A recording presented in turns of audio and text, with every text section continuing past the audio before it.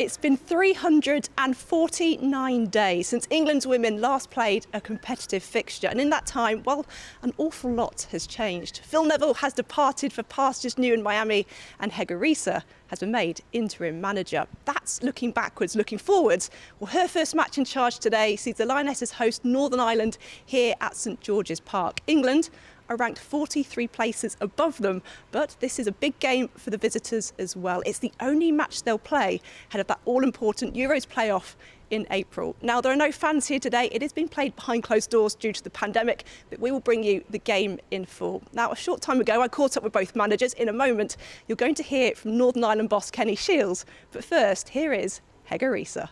Hege, welcome to England. I know it's your first camp and you've only spent a few days with the players, but what have you said to them about the style of play and what you want to see from them today? We want to play attacking style, so we've been working on that in training. That's what we want to see today. Living in their half, try to force them backwards, finding the pocket in between the lines and creating chances. This game has been a long time coming for the players. It's been almost a year since they last played for England. After a year out, what's more important, a good performance today or a win? Yes, both. Of course, we want to take on a good performance, but also to get a result is good. But the performance, how we deal with Northern Ireland, how we look out there, and that's more important. But of course, we step on the field, we always want to win. Jill Scott will captain the side today. She's also making her 150th appearance. As a player, you also reached that milestone. Just put into words how big an achievement this is for Jill. It's a great achievement. Just to keep pushing yourself to limit every year, playing the games, keep the standard high. It's a big achievement, and hopefully we put on a good performance today for Jill and for us, England. Thanks, Hege. Best of luck. Thank you. There are 43 places between you in the rankings. On paper, at least, to what extent is this a David and Goliath situation? Well, it's difficult to say because, England are, because they haven't been playing, they probably haven't enhanced their coefficient. So I feel that England are probably even higher than that ahead of us. When we lose to Norway twice, it nullifies our progress in the coefficient. So certainly England are quite a bit ahead of us in everything that they do in terms of professionalism. And they haven't got players working and unable to travel. Friendlies is difficult for us because we can't get the perfect squad on the pitch, and it's just one of those things that the smaller countries struggle with that at international level. Well, today is a very special game for one player in particular. 15 years after Jill Scott made her England debut, well, today the midfielder is going to make her 150th cap. She's only the second ever England player to reach this milestone, behind Farrah Williams, who herself got to 172 caps. How did you get an extra 149 caps after bottling your debut against Holland when you should have scored? No, I'm only joking. She'll probably laugh at that, but yeah, no, Jill will be as humble and as normal as she is, and like she's been in every other game that she's performed, and she'll still deliver those high standards. And there's no doubt. I just wanted to go out and enjoy it, and continue to see how close she can get to me. Jill, you've only got 22 more games to go, but yeah, she deserves it, and I'm so happy for her. Well, kick-off here is now just a few minutes away. Let's hand you over to your commentators, Vicky Sparks and Sue Smith. Thank you, Jo. Good afternoon, everyone. Well, they say good things come to those who wait, and this has certainly been a long wait for England. 11 months and 12 days on from their last match, the 1-0 defeat to Spain at the She Believes Cup in Texas. The Lionesses will take to the field again at St George's Park under a new temporary manager in Hege Riise, and for today, led by a new temporary captain as well. She has had to be patient for almost a year. She's had 2 false starts when the friendlies against Germany in October and Norway in December were called off. But finally, Jill Scott will win her 150th cap for England. Northern Ireland might have played more recently than England. You only have to go back to December for their last match. But they are looking to end a long wait of their own. They have never qualified for a major tournament, but they've reached the playoffs for a major competition for the first time in their history, thanks to a 5-1 win over the Faroe Islands in December, which keeps alive their hopes of reaching next year's European Championships, which will be hosted by England. Sue Smith, the former England winger, alongside me. And Sue, this really the beginning of the post-Phil Neville era in terms of a match that isn't an in-house game, which we're assured by Santi McKeever, the goalkeeper, who is on the bench today, that they were incredibly competitive, those in-house matches between the squad. But there is no substitute for playing, whether it's a friendly, whether it's a qualifier, there is no substitute for playing actual opposition in an actual game. Yeah, you're right. And the players can't wait to get the England shirt back on to play against, you know, an opposition in Northern Ireland. But it is all changed with England, isn't it? You've got the new interim manager, the assistant, the fact that they haven't played for nearly a year. And it's just chance, I suppose, for the players individually and collectively to impress their new boss and maybe stake a claim for the Olympics. You've got to say that England are huge favourites, aren't they, in this? But it is an opportunity for Northern Ireland to prepare for their playoff games and to test themselves against some of the best players in the world. Well, what a moment this is for Jill Scott. As we said, she's had to be so patient. She looks focused, Sue. She looks determined. She's a player that you know so well. What will this moment mean to her? Only the second England player to reach 150 caps for her country, behind Farrah Williams, who is still that leading appearance maker with 172. Oh, what an achievement, and thoroughly deserved. She's an underrated player in my opinion. I think when you've played alongside her, you realise just how important she is to the side. And when you've played at the highest level for as long as Jill has, she's won everything that she's won. She deserves every accolade that's coming her way. And Northern Ireland being led out by their captain, Marissa Callaghan. What a momentous point in their history this is as well for Northern Ireland. As we mentioned, reaching that playoff for a major tournament for the same time, a real opportunity to inspire the next generation.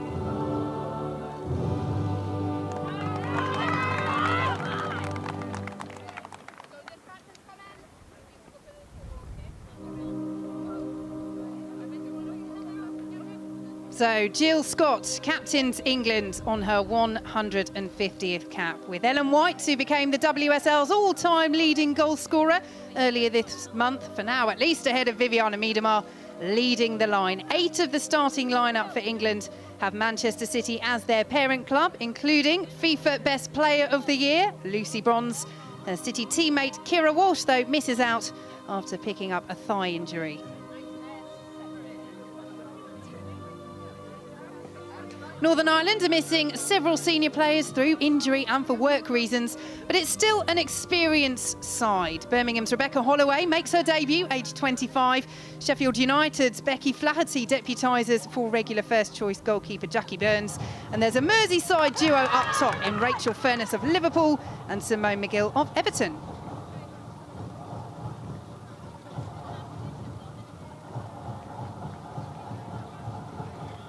And before kick-off at St George's Park, the teams will join together in a minute's applause to commemorate the life of Captain Sir Tom Moore and the incredible work of NHS staff and key workers throughout the pandemic. Captain Sir Tom raised more than £32 million for NHS charities by walking laps of his garden. He passed away earlier this month, aged 100.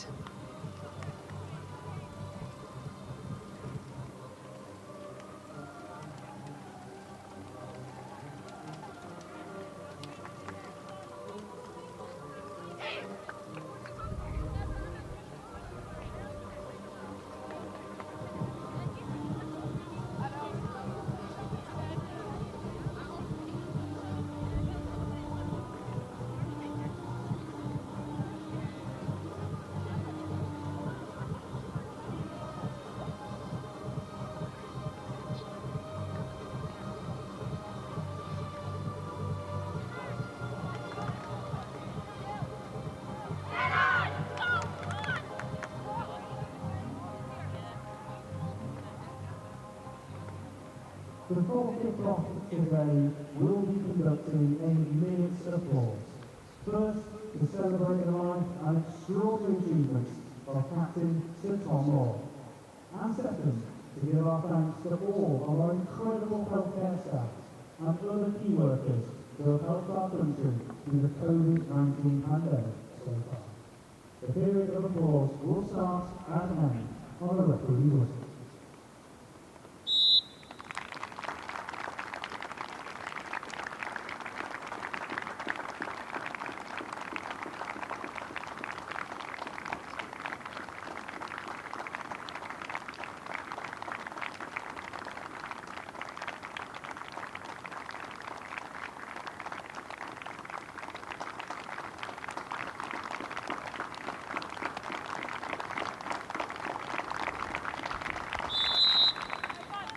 Thank you.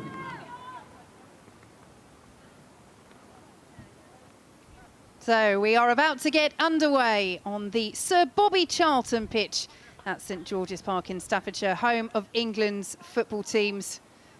And Sue, when you look at the Northern Ireland team, they do, as we've mentioned, have that experience in there, the names that jump out: Simone McGill, Rachel Furness, Julie Nelson, playing in defence, winning her 115th cap today. Kenny Shiels, their manager, does like to try and bring through the youth, but it's those experienced heads as the players take the knee that will be so important for the visitors this afternoon. As that message against racism still rings out loud and clear. Both captains wearing rainbow armbands today to mark LGBT plus History Month, which continues throughout the month of February. And it will be Northern Ireland to get us underway at St George's Park. But yes, Sue, the experience from the likes of those players will be essential, not just today, but to what Kenny Shiels is trying to develop with Northern Ireland. Yeah, he's got a real sort of blend of youth and experience in the side. And like you say, those experienced players will certainly be helping the younger players come through and continue with their development.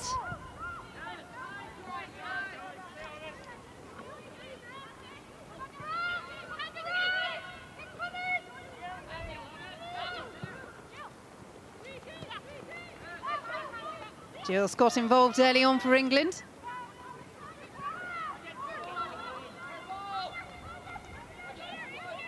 She'll be desperate to get some early touches, won't she, Jill?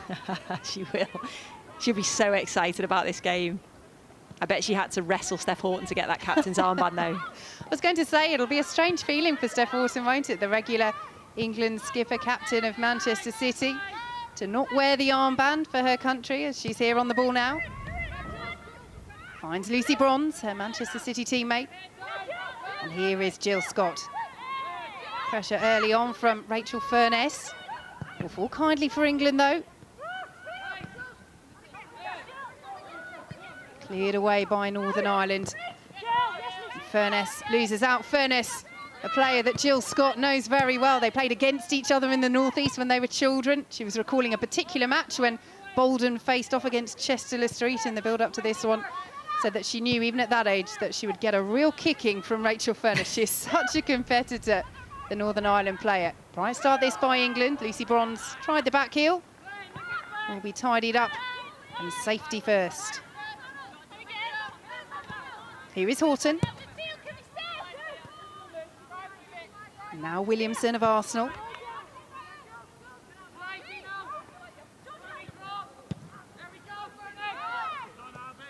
You can hear the shout from the sidelines encouraging Rachel Furness to get forward and get on that ball as England can't make anything of that attack, and an early touch for the Northern Ireland goalkeeper Rebecca Flaherty. Opportunity for her to impress today. Jackie Burns, their regular #1, not in the squad. It is a huge opportunity for her. She hasn't played a lot for Sheffield United recently, so you wonder, will she be match sharp? But she's certainly a very good shot stopper and a great opportunity to show her manager just how good she is. Yes, one of 6 Northern Ireland players who ply their trade in England.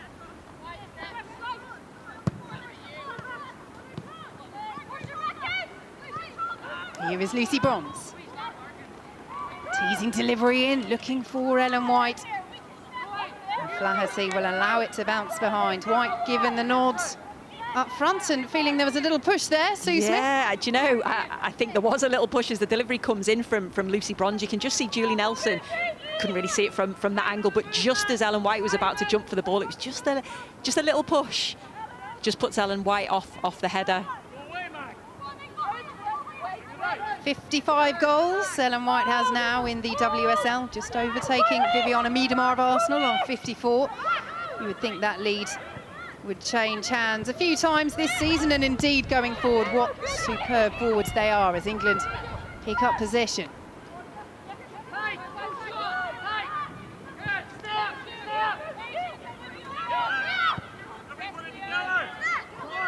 Here is Horton.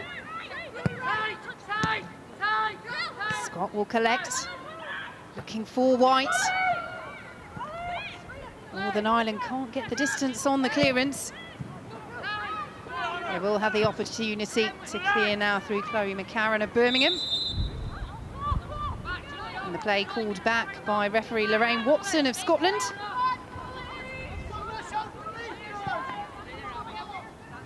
But they do try and play this attacking approach where they can, Northern Ireland. As Joe was mentioning before this match, they sit 43 places below England in the world rankings. But ever since coming in 2019, Kenny Shields, he has wanted them to play out from the back, to try and keep possession.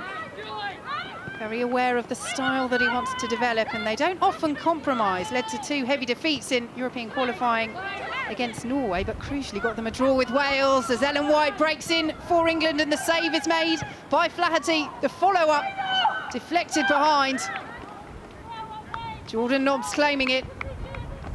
The decision goes against England for now. Opportunity. Well, I said Becky Flaherty might not have been as sharp as Matt Sharp because she hasn't played as much lately, but she does brilliant here. She comes off a line so quickly, and as soon as Ellen White takes that extra touch, she's on there, and absolutely fantastic from the goalkeeper. But what a ball from Jill Scott to see Ellen White's run, and yeah, I've got to praise the goalkeeper there. Here come England again with Scott. Now Bronze. Stanway starting in the centre of midfield today. And out on the wide right to Rachel Daly. As Bronze there as an option just turned into trouble. Northern Ireland skipper Marissa Callaghan. Holloway making her debut, does well there under pressure. I think that's what Northern Ireland have to do. They're going to double up on the wide players of England, but then when they get the ball, they have to keep it. They just keep giving it back to England, and the pressure continues.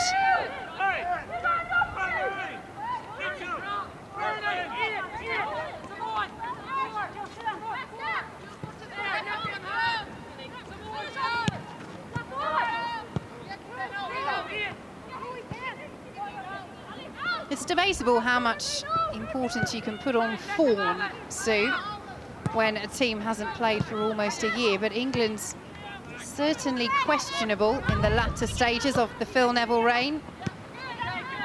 Something that Alex Greenwood was pointing out, that when you haven't played for so long, it's slightly unrealistic, but still 3 wins in their last 11 games. Those 3 did come in their last 6 against Portugal, the Czech Republic and Japan, but despite the long hiatus, despite the change in management,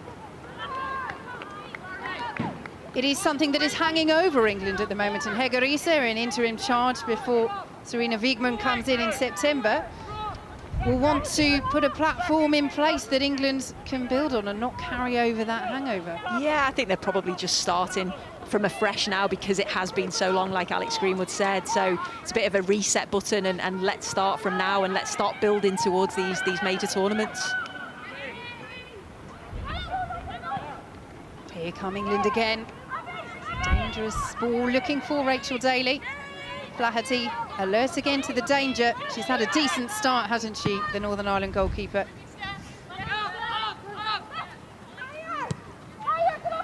I think that's what you want as well when you come in. You want to just get those first couple of touches under your belt, be positive. That's what she's done. Here is Stanway. Sliding challenge leads to the free kick for England.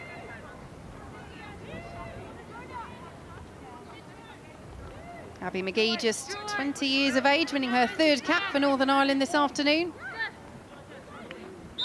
Just a little late in on Lauren Hemp.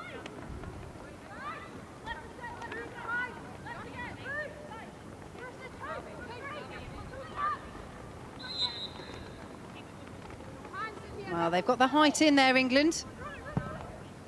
Greenwood's delivery. It's a good ball and a very good save by Flaherty. Point blank range. And again, the Northern Ireland number 2 proving her worth so far in this match. Does brilliant, had to react quickly to this as Lucy Bronze gets the header.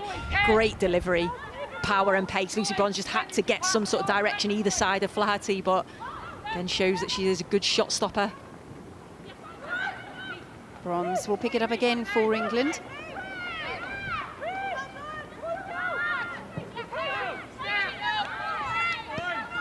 Horton. Stanway.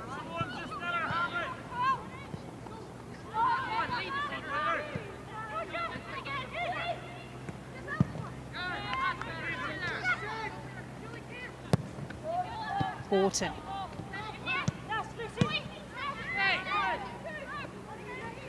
England inching further and further inside that Northern Ireland half. And as much as you want to go forward, if you're Kenny Shields and Northern Ireland, you have to defend, and they have to defend here. Lucy Bronze pulls it across. Well read by the experienced centre-half, Julie Nelson. Do you know what, that's really good play from England, though. They move the ball so quickly, they shift it from left to right, and that's what you have to do. If you're trying to break down a side that are sitting back and are quite compact, you have to do that 1 and 2 touch, and that's exactly what they did. And just that final ball, but you can praise Julie Nelson for reading the situation.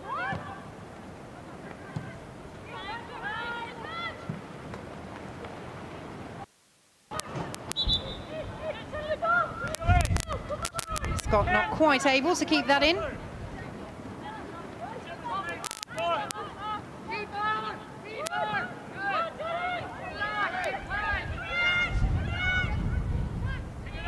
We touched on it earlier, Sue, but this is such an opportunity for this Northern Ireland squad, and we include the players that are missing through injury and work commitments, the likes of the McGuinness sisters in particular. Such an opportunity in the history of the women's game, on the cusp of a major tournament. They will have a difficult playoff. They'll find out their opponents next month. The playoff of 2 legs is in April. As Hege Riise watches on. She is a woman as well who knows all about inspiring the next generation. 188 caps for Norway, one of the greatest players of her generation. And we've seen it happen with the Lionesses in England. When you reach major tournaments, when you do well at major tournaments, you grow the visibility of the game. And for Northern Ireland, getting to the playoffs of a major tournament for the first time, that chance to qualify. Some of the players after the win against the Faroe Islands were emotional, and understandably, because you see what an impact it's having in the discussion for young girls across Northern Ireland that think, actually, maybe football is for me.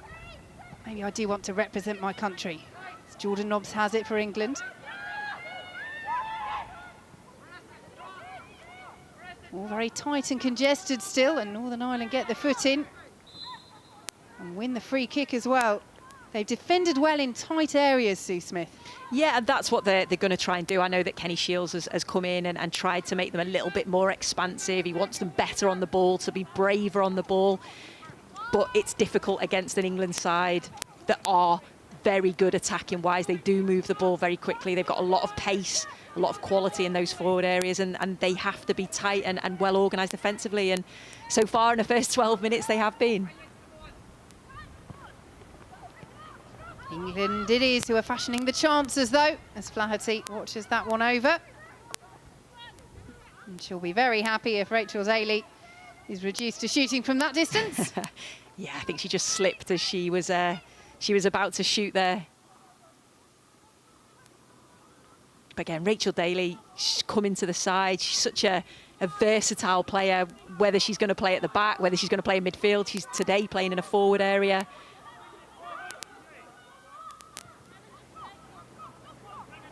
Yes, there always is that clean slate when a new manager comes in, and although Hege Riise only, as we've mentioned, in interim charge for a few months, Rachel Daly, I think, is one of those who will be watching the managerial change, and eventually when Sarina Wiegman comes in, very keenly. She became a real regular under Phil Neville in the squad after being out of the national setup for a good year or so. And when you've worked your way back in under one manager, and when there's a change, that does just put you under a little bit of extra pressure. Yeah, I think because she is so versatile, she would always be in my squad. She's a great player on the field, but also it's what she contributes off the field. She's such a positive person to have around the camp, and deserves her starting place, in my opinion.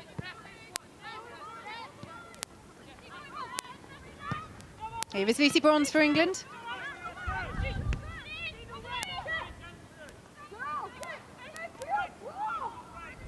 England, who have won all 7 meetings with Northern Ireland, aggregate score of 44-3.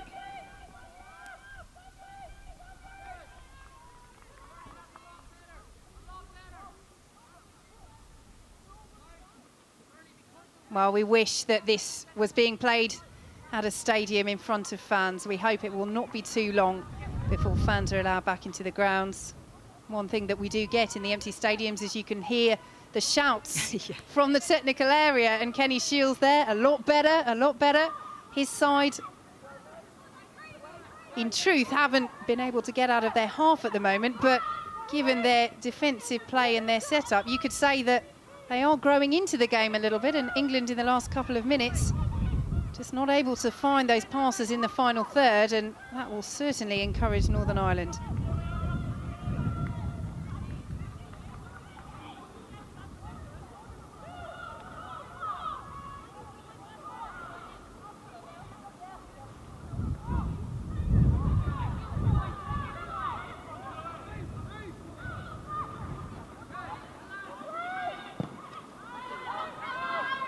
Flaherty's clearance doesn't quite get the distance. Scott won't keep hold of it though. Here is Lucy Bronze. England still camped inside the Northern Ireland half. Bronze will pick it up again. She's a player who just takes charge, doesn't she? Lucy Bronze has that versatility in her own game, but loves to step up and get on the ball.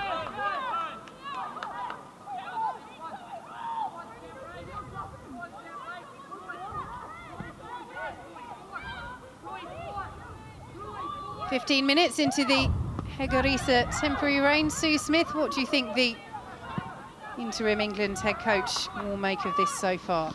I think she'll probably be quite impressed with how England are going about their business. You can see what they're trying to do. They're trying to move the ball quickly. They're trying to shift it around. And the movement off the ball has been good. I'm watching Jordan Nobbs and Ellen White in particular rotating and swapping positions. And then you've got the midfielders trying to find those little gaps just in between. Because it's difficult when you've got a team that are going to sit back and are going to make it difficult. You've got to be patient, and that's what England are certainly being at the moment. Here goes Lucy Bronze. Now Daly. Cleared away behind by Sarah McFadden. One of 6 players in the Northern Ireland lineup who play that football in England. She plays for Durham in the Women's Championship, sitting very prettily in second. England take the corner short.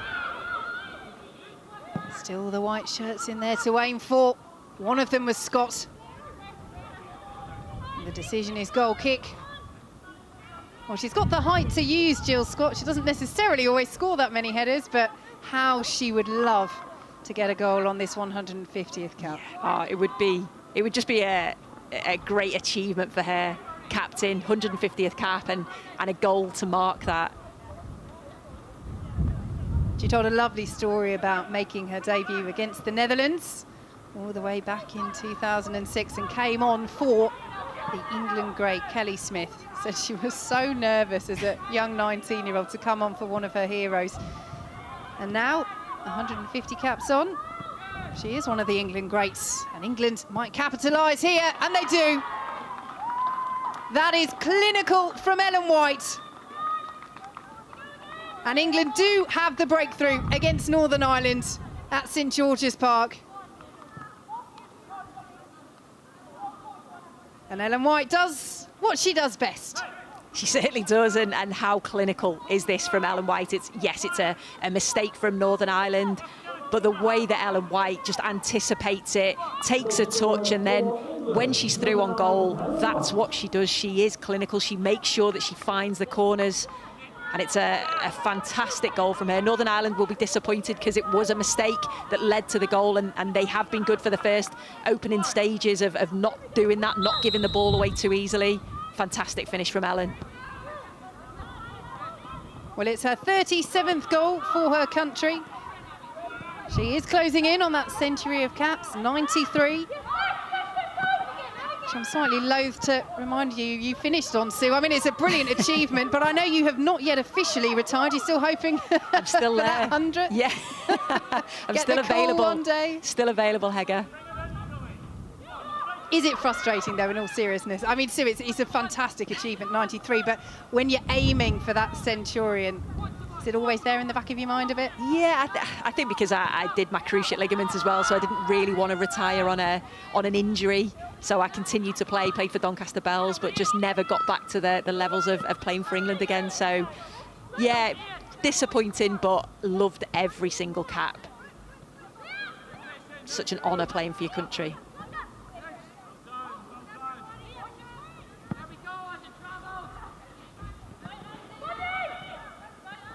Lucy Bronze appreciates the idea, as does Rachel Daly, belatedly. But that's the switch of play that I was talking about, when a side are all over one side of the pitch trying to make it compact on the one side, the big switch of play, which England have got players that are capable of doing that. That's where you can get out.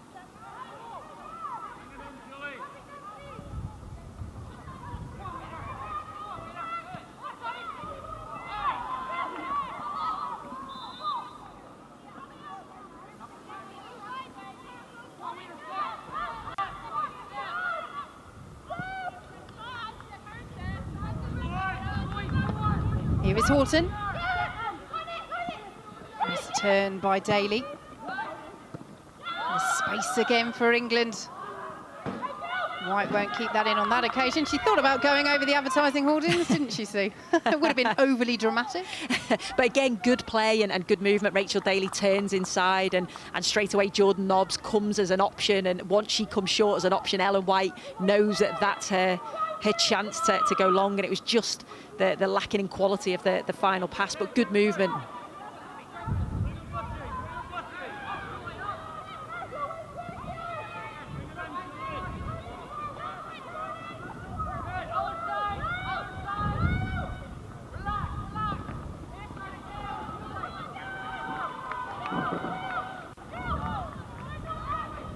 Again, you can hear the shout from the Northern Ireland manager, Kenny Shields, from the sidelines. Relax, relax.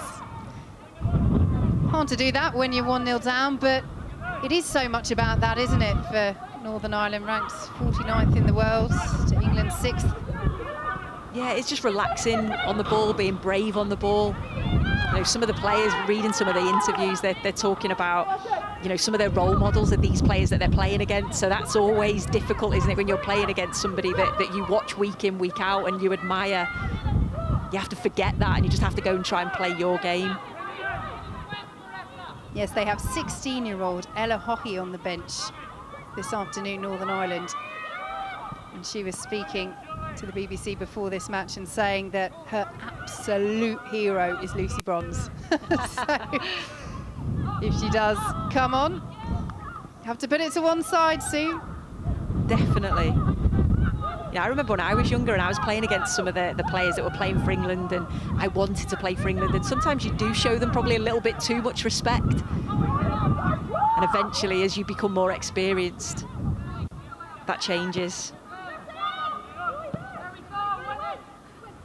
Rare touch for Ellie Roebuck in the England goal.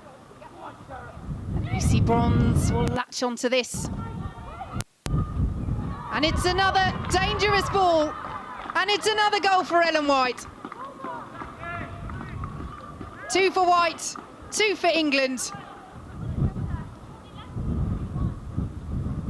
And they are finding the way to carve Northern Ireland apart. They are, and that was just a really quick break. Again, good movement. Lucy Bronze keeping her width this time.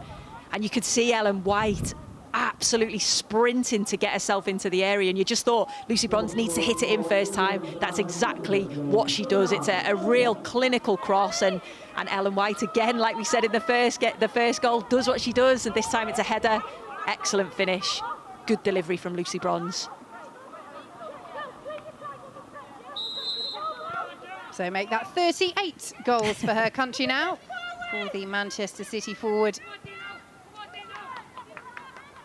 I think that's the problem from a Northern Ireland perspective, that when they do commit too many players forward, that's what England can do to them.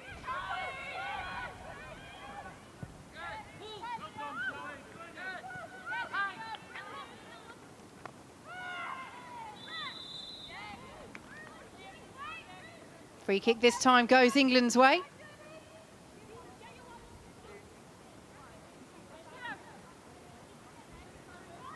Yes, we mentioned that attacking approach from Northern Ireland that led to those two heavy defeats against Norway in European qualifying, but it did earn them a 2-2 draw with Wales, and in the end, that took them through to the playoffs, ahead of Wales on the head-to-head.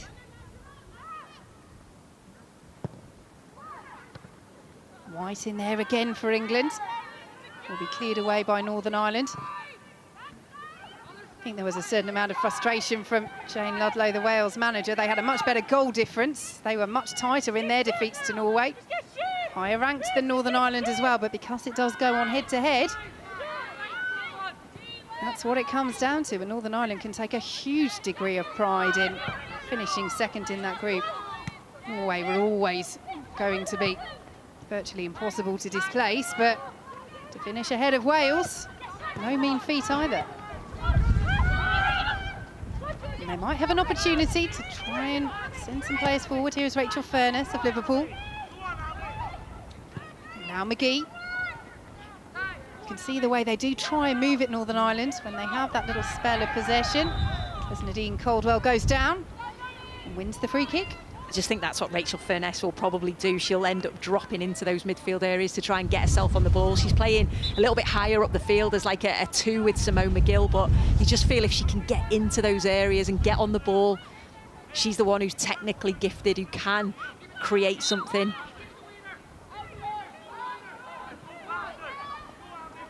What can Northern Ireland create from this?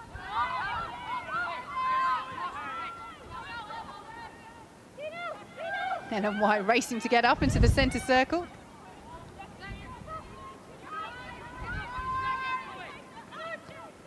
Here is Scott. Now Lucy Bronze.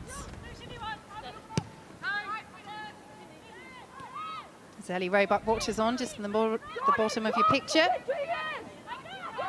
Rather a new scenario for England, isn't it, Sue? In terms of this squad, you have Hannah Hampton, Sandy McKeever, Ellie Roebuck, all number ones for their clubs. That has not been the case with England goalkeepers in recent years. Phil Neville sometimes opting for experience. Hegarisa, very clear that game time is very important when she picks her squad. Yeah, she's been very strong in that opinion, and all 3 goalkeepers playing well. That the fact that they're so young, it's fierce competition. I think who's going to get that number 1 shirt. The fact that they are all developing, and they're only going to get better and better. You've still got the experienced goalkeepers back at home, haven't you? The likes of Karen Barsley, Carly Telford, Mary Earp. So it's just great to see a lot of very good goalkeepers in the English game now. We know that many years ago that was something that was always questioned and always spoken about. Do you think that's the right approach, that particularly perhaps from a goalkeeping position, you will be chosen if you are the number 1, and even if you're more experienced, if you're not playing, you won't be selected? It's Northern Ireland just about keep that away from England. England have it back though.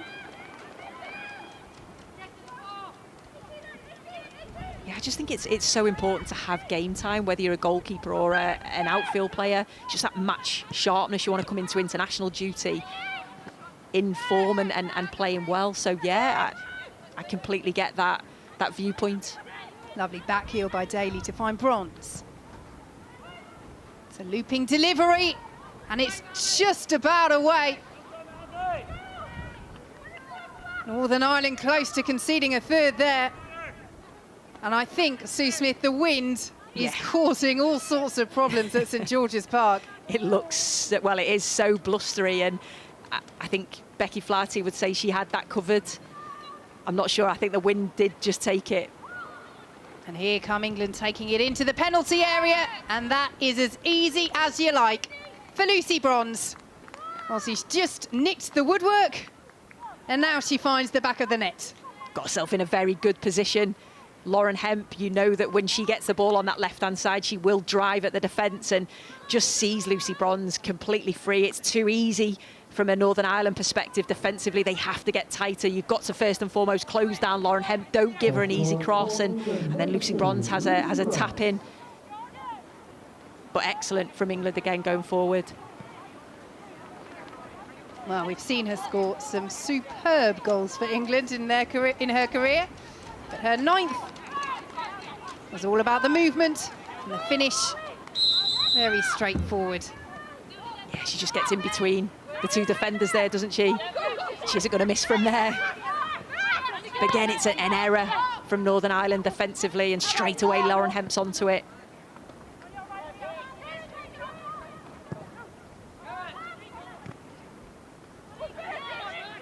And it could get even worse for the visitors here. England coming forward again. White on a hat-trick, dispossessed, and Bronze will go for the more spectacular that time. Here is Scott. The shot driven in by Stanway. And Bronze will send it back so England can build from the back once again. Scott lays it off to Nobbs, blocked by Nelson, and away by Abby McGee. But England really starting to find their rhythm, Sue Smith. They are, and the thing with England as well, they are ruthless. They will keep going. They're all trying to prove a point individually and collectively, so yeah, they will certainly keep going.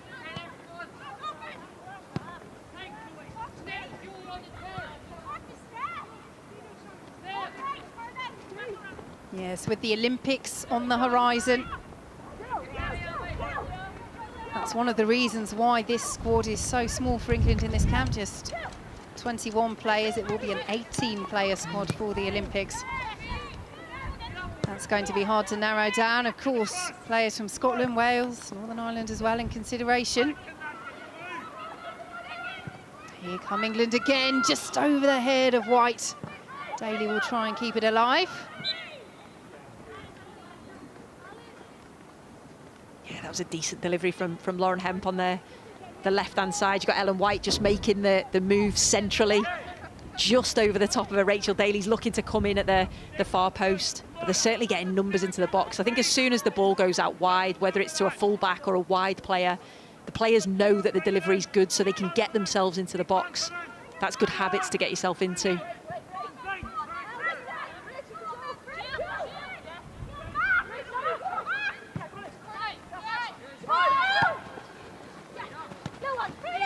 Here is Rachel Furness.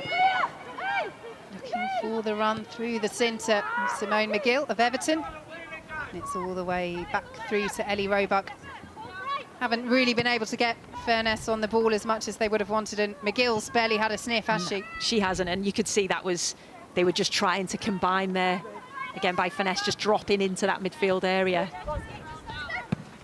Just couldn't get enough on the ball. McGill wanted that ball in between Leah Williamson and Steph Horton so she could run onto it.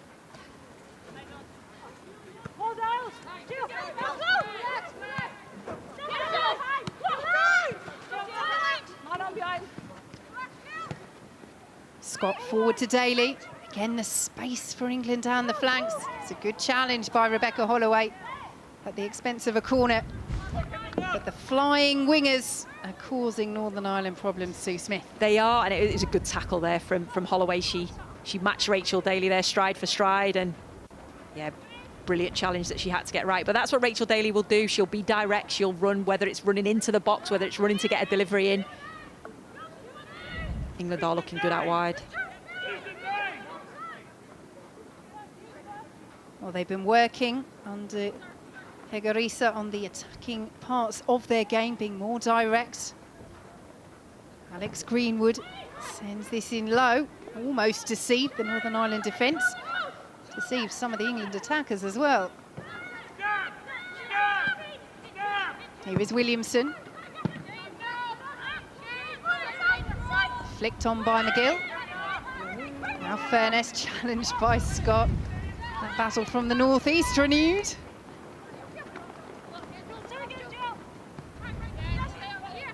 Qualifies for Northern Ireland through her mum, Rachel Furness. Certainly very proud to play for her country. She is their all-time leading goal scorer. 30 goals. She's their key player, and I think if they get a set piece, she's a huge threat in the air.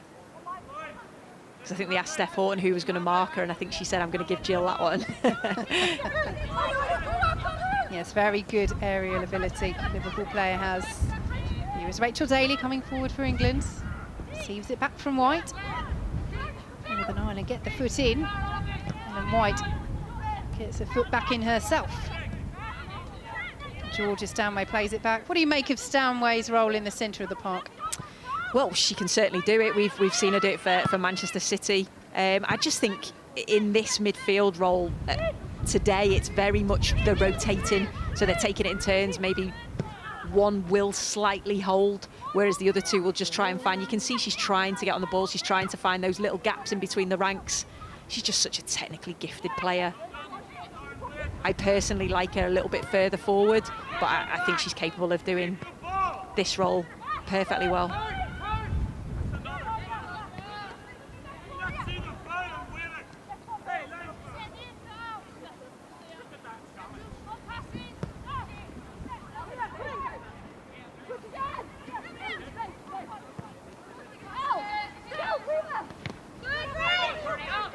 Stolen well, almost by Furness, who is working so hard, isn't she? She really is. You could just see she was completely isolated there. She won the ball and she maybe didn't have the pace to get in beyond Lucy Bronze.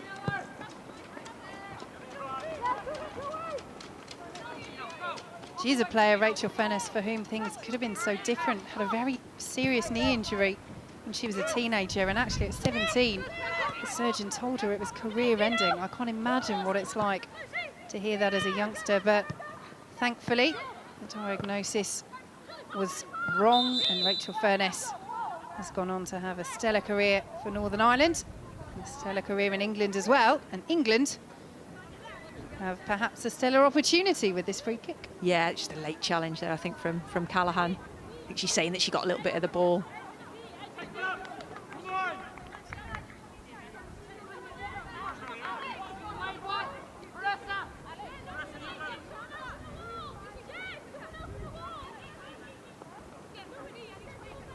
How many times did you go in a wall, Sue Smith?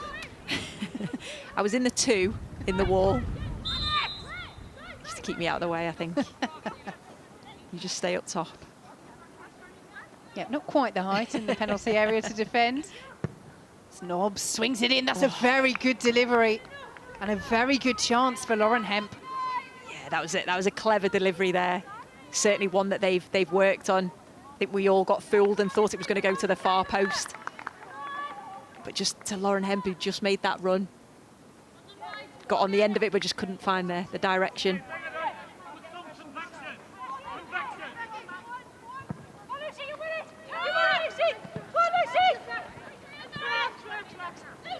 Here is Lucy Bronze.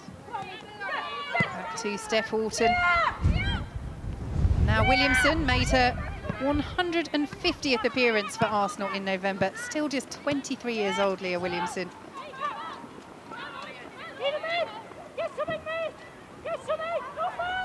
Daly pressuring Sarah McFadden, who gets a tap of congratulations from Rebecca Holloway. So you talk about Steph Houghton being a leader. You're saying with there being no crowd, you can hear everything. You can constantly hear Steph talking to everybody. Go and press, relax. Just little bits of information that you don't normally hear when you've got a crowd. Yes, and as a teammate, you can't use the crowd as an excuse to ignore her if you don't fancy tracking back, can you? That's true. No, it's something all the players have spoken about in the men's and the women's game, particularly if the manager is a particularly vocal one on the sidelines as well. Can no longer say, sorry, boss. Didn't hear you. Didn't hear you. Fans were too loud. Scott almost onto that. Does that go through your head as a player as well, when you have a teammate who is very well liked, as Jill Scott is, on such a big occasion for her? Are you thinking if you've got an option, you might just try and play it through to her as opposed to another player, or do you just see the angles and sentiment goes out the window? Yeah, it's difficult. I think if you're through on goal and you've got Jill Scott at the side here, of course you would give the ball to her. I'd like to think that I would. But yeah, in a game like this, you probably wouldn't be thinking about it unless you got to that situation. You're just focusing on what you have to do and, you know, what your role is. Then again, Sue, you are one of the nicest women in football, so you might be in the minority there. Here come England again. Nobbs lays it off to Hemp.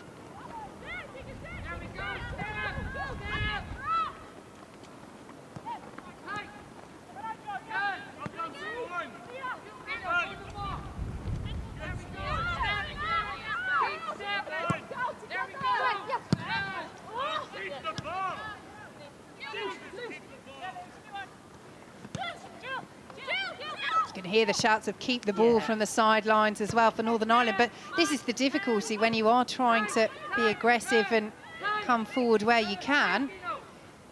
You're up against a side full of professional players and they're going to put you under pressure, and if you're trying to play quickly, you might well make a mistake.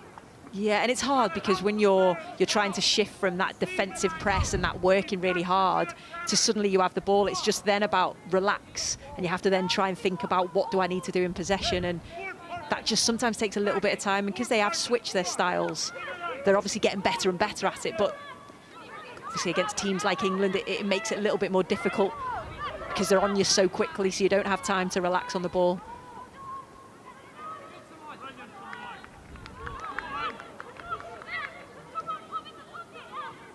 Yes, the 5 Northern Ireland players in this lineup who don't play in England, play in the Northern Irish Premiership, currently in their off-season at the moment. All semi-professional in that league as well, which does make a real difference in terms of the fitness levels. At different stages in the game when it comes to the women's game in Northern Ireland and England, but both games on the up in terms of interest, in terms of participation, in terms of inspiring that next generation. And that, Sue Smith, is what we want to see. It is, definitely.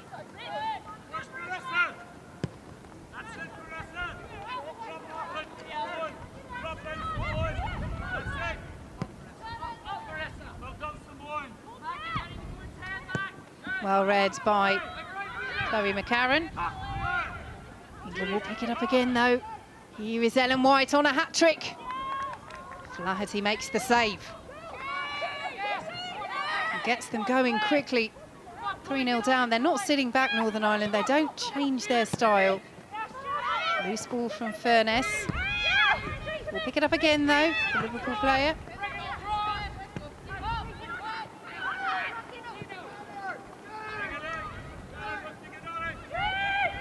He spoke a lot, Kenny Shiels, before this match about the importance of learning how to cope without the ball and how you improve from that. Very much the approach from Kenny Shiels and Northern Ireland, that everything is a learning opportunity.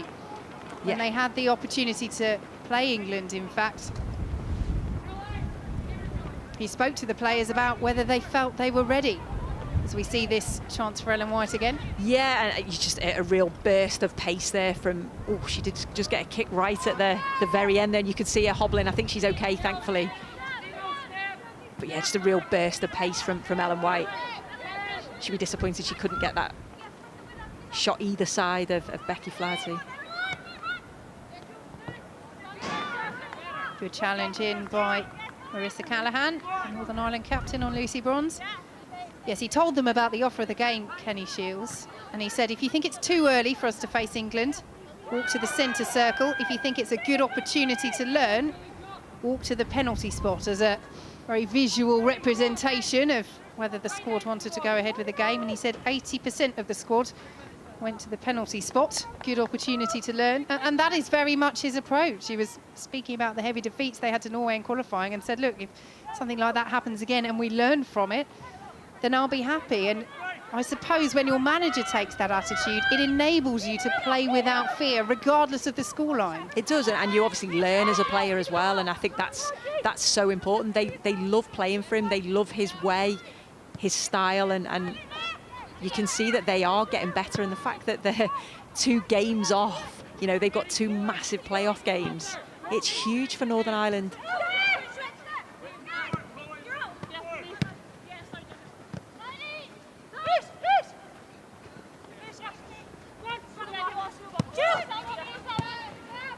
Yes, if they do come through that 2-legged playoff in April, Northern Ireland, the level of achievement is just huge.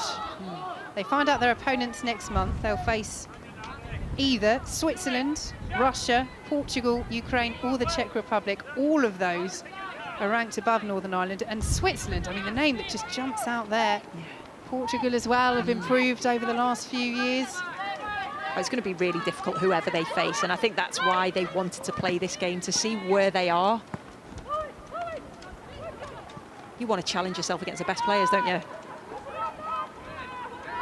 And it is certainly a challenge being posed by England at St George's Park this afternoon.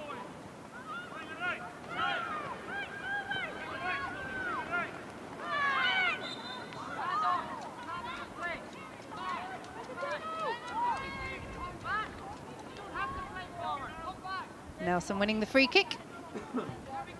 If we are talking about learning, then what do you think Kenny Shields and Northern Ireland would have learned from this first half, Sue? It's probably the mistakes in the final third. I think it's been a problem. I'm sure he will speak about that. And just keeping the ball when they win it, try and keep it, because as soon as they lose it, the floodgates open for England. Well, it's been England's half, and it's been Ellen White and Lucy Bronze's half. 2 for White, 1 for Lucy Bronze.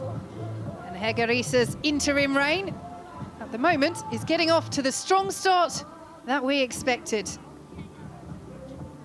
Half-time at St George's Park, England 3, Northern Ireland 0. Well, they had to wait a while for the breakthrough, Sue. This was an excellent save, wasn't it? Because this was so early on in the game, and just come in as a goalkeeper, wanting to show how good she is, an excellent start. And then again, another save from her. So she did so well, Becky Flaherty, early on. Lucy Bronze manages to get up above. We know how agile and athletic she is. But then this was just the error from a Northern Ireland perspective, and that's one player you don't want to give a chance to, because Ellen White is just so clinical. When given a chance, she 9 out of 10 times takes it. And again, another error from a Northern Ireland defensive perspective. Straight away, Lauren Hemp is onto it, gets a head up, sees where Lucy Bronze is. Great wing play from her. Just puts it in front of Lucy Bronze, knows she's got the pace to get in, and it's a tap in for her. First score for England, number 2, Lucy Bronze. So a very positive half for England at St George's Park. We will bring you commentary of the second half in 10 minutes or so. But throughout February, BBC Sport has been bringing you stories from the LGBT plus community as part of LGBT plus History Month. Our reporter Joe Curry recently caught up with Manchester United's Amy Turner and Reading's Angharad James, as well as Great Britain para-basketball players Robin Love and Laurie Williams, to talk about their engagements and what marriage means to them. Talk me through the engagement. Who did what, how, when, where? Tell me all about it. It was all me. Usually I'm not the planner at all. That's Laurie's department. I flew to Paris and yeah, I managed to almost get down on one knee. I'm not really good at that. And her face was just like, I couldn't believe it. What was your reaction, Amy? Yeah, I was a bit gutted we didn't get fish and chips to be honest.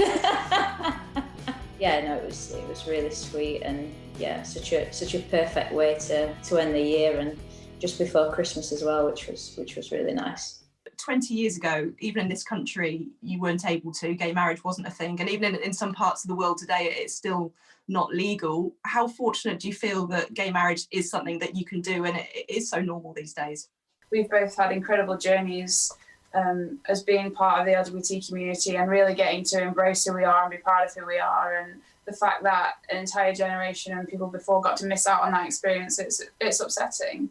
We now live in a society where diversity is accepted, but we've just got to make sure that we keep forcing change and making sure that, you know, it's accepted regardless of ethnicity, sexuality, of, you know, whatever it may be, that, you know, it's just the norm and it should just be accepted.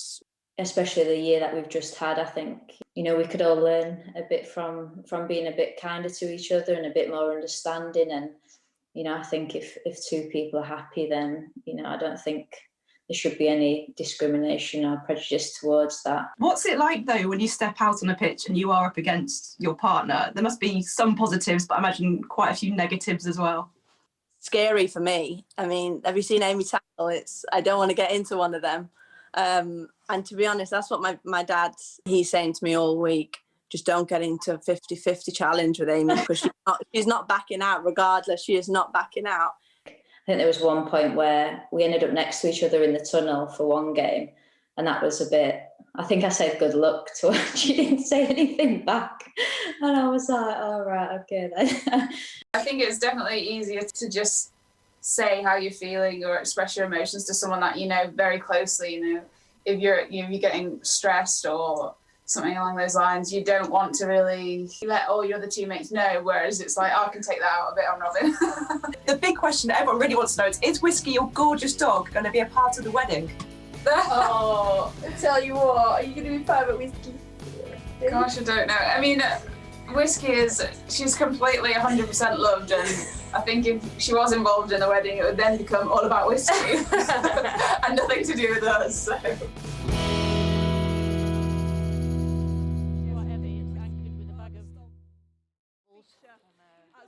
Give a shout out to Amy and Anne Harrod's dog Betsy, just so she doesn't get jealous. But do keep an eye out across BBC Sport across February as we celebrate LGBT plus History Month. We've got a feature coming out every single day of the 28 days. Now I'm delighted to say I've been joined by Dame Sue Campbell. You've had an upgrade recently, Sue. No downgrade. You can just call me Jo. Yeah. The Director of Women's Football at the FA. First of all, Sue, congratulations on getting the game on. It's been a long time coming. You've had matches cancelled across the last 12 months. For the players, though, 349 days without a game. How difficult has it been for them to not be able to pull on an England shirt? Oh, it's enormous. And you know, I think we're very grateful to Northern Ireland for joining us today and for putting on such a good contest. I mean, it's fantastic to watch. But it's really important for the players to be able to put all that training into practice. So yeah, it's been terrific for them to play today. As well as them not having football, there's been quite a bit of upheaval behind the scenes. Of course, the Olympics were postponed. That's nobody's fault. That's due to the pandemic. Phil Neville left. Hege Riis has come in as interim manager.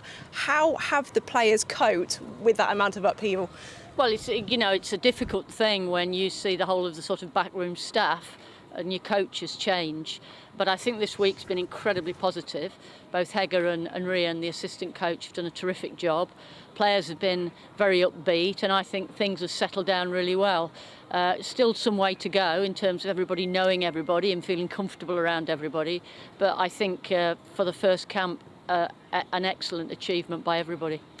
What's the mood like being in camp? It's obviously slightly different because it's COVID times and there is social distancing, but how have the players seemed to you this week? Well, I think considering they've had to live so much of the week literally in their bedrooms other than being out on the grass, I think the mood's really good. They're happy, they're very positive. I think when you do get a change of coach, there is a change of momentum, a change of feeling, and I think they've responded really well to it. Let's talk about Hege Riis then. She's interim manager for this camp. As a player, there wasn't much she didn't win. She won the World Cup, she won the Euro, she's got an Olympic gold medal. What does it mean to be able to bring in someone with her calibre to look after the team until Serena Wiegmann takes over after the Olympics? Well, it's fantastic, and most importantly, I think, for the players is that credibility she has as a player.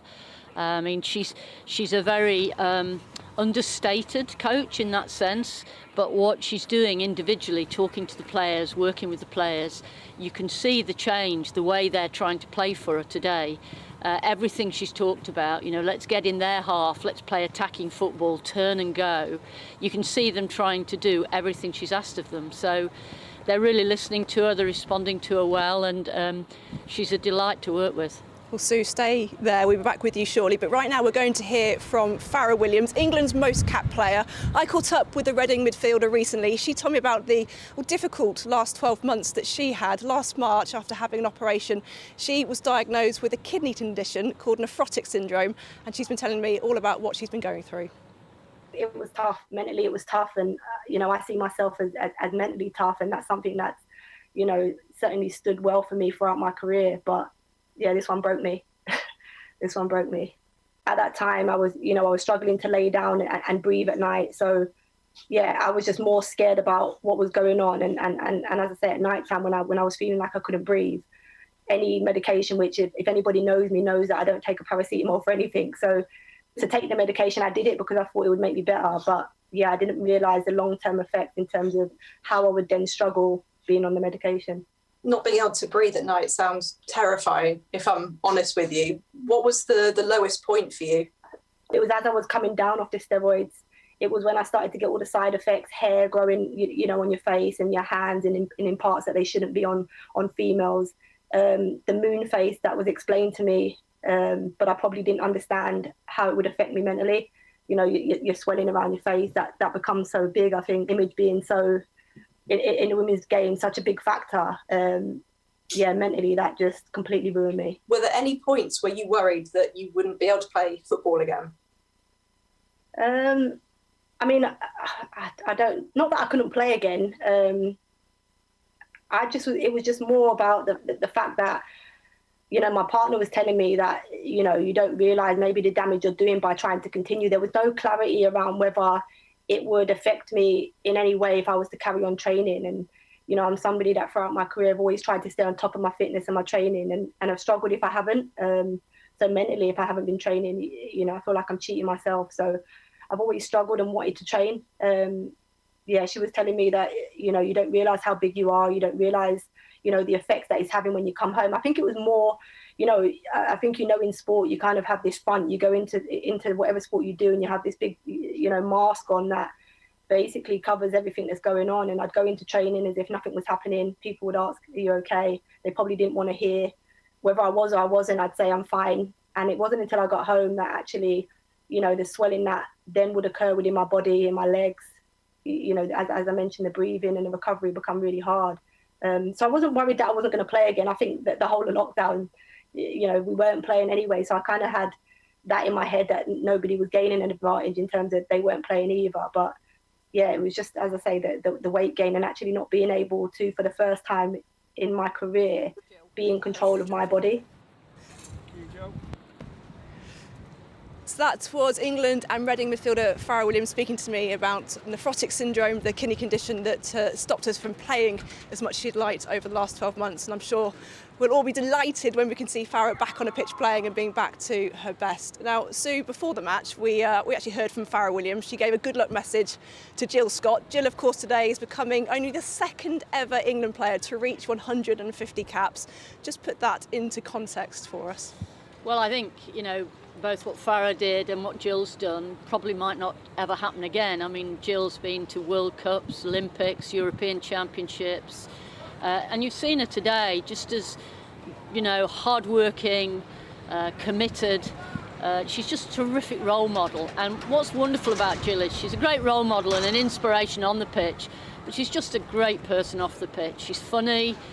She's always interested in the younger players. She's always got an arm around them. She's a very special person, and it's a real privilege and pleasure to be able to give her that presentation today. She's we use the word legend a lot, but Jill is a true legend.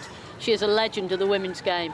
Well, I spoke to Captain Steph Houghton last night and I said, when an England player makes their debut, there's an initiation of standing on a chair and singing. What was the case for 150 caps? She said, you don't have to make Jill do anything. She'll just sing and dance without even being asked. Yeah, quite. There's a video of a worm somewhere, which we'll try and get hold of you somewhere for. But Jill, I'm sure, like many of the players playing today, will have eyes on that Team GB squad this summer. Fingers crossed the Olympics obviously go ahead. Give us a timeline, because at the moment we don't know who's going to lead Team GB. Give us a timeline of when you'll be announcing a manager and also when that squad will be picked as well. Well, we have to submit the staffing list in the next few weeks, so we're going to have to make those decisions and make that announcement on the staff very soon. And we're going from a long list to a short long list in the next week or so of players, which will include, of course, our Welsh, Scottish and Northern Irish colleagues if they're on that list, and then we'll go to the final list in April-May time. Now, you've already announced that Hege Riise will be part of the coaching staff for Team GB no matter what. At this stage, could she be the person that leads Team GB? No, I'm not going to be drawn on that one, Joe. It's a good try, but no. I mean, Hege has done a very good job here, but we need to have a look at it and we need to assess it properly. I need to talk to the players. It's really important that they have full confidence in who's leading them into this very special Olympics. For some of them, this might be their final major tournament, and we want this to feel like we're giving them every chance of success. So I'm speaking to them tomorrow once they've got off camp and had a bit of downtime. So we'll tell you soon, I promise. It was worth a try. It's always worth a try. I was going to ask as well, in terms of when it comes to Team GB and who leads them, how much input do the England players have? I know obviously players from Northern Ireland, Scotland and Wales could well be involved in the team as well, but it's England that will lead that backroom staff. What input will the players have into that decision? Well, I think your head coach is somebody you've got to believe in, and you've got to believe they can take you on this journey. And I think it's very important for us that the players had a chance to experience Hege and Rian this week and to have a look if this is a team that they feel confident taking them all the way. And for the technical people like Kay Cossington and others to watch and to look at the training and what's going on the grass. So we'll have a really good look at it. But it's really important to me that the players have confidence in who takes them forward from here. So thank you so much for joining us. I'll let you go before we both get blown away. The players are coming back out onto the pitch here at St George's Park. But let's throw you back to our commentators, Vicky Sparks and Sue Smith, for the second half of England versus Northern Ireland. Thanks very much, Joe. Good try, wasn't it, Sue? Good try. She was trying to get that exclusive, wasn't she? Sue was having none of it. Well, as Joe says, we know that Hege Riise will be part of the coaching staff at the Olympics, either as head coach or assistant coach. What do you make of that assessment of the players needing to have confidence and having a bit of input into the selection of a coach? I suppose it's the selection of a coach very specifically for a set period of time for one major tournament, but giving players that input into that? I think it's important, and I think you'll be speaking to your experienced players, the likes of Steph Houghton and Jill Scott, and you'll be saying, how has it worked? How have the other players feeling? They'll have like a senior leadership group, then they will speak to those, and they'll also speak to Hege, and they'll speak to Rian and say, how do you feel about working with this group? Because that is important to have that relationship between the two. But as far as it looks like she's made a very good start and a great impression on the players and vice versa. So it's a positive start, but Sue was giving nothing away. Yes, the former Canada fullback Rian Wilkinson, who played under Hege Riise in Norway, incidentally. He's assisting her at the moment. Just touching on the Scotland and Wales and Northern Ireland camps as well.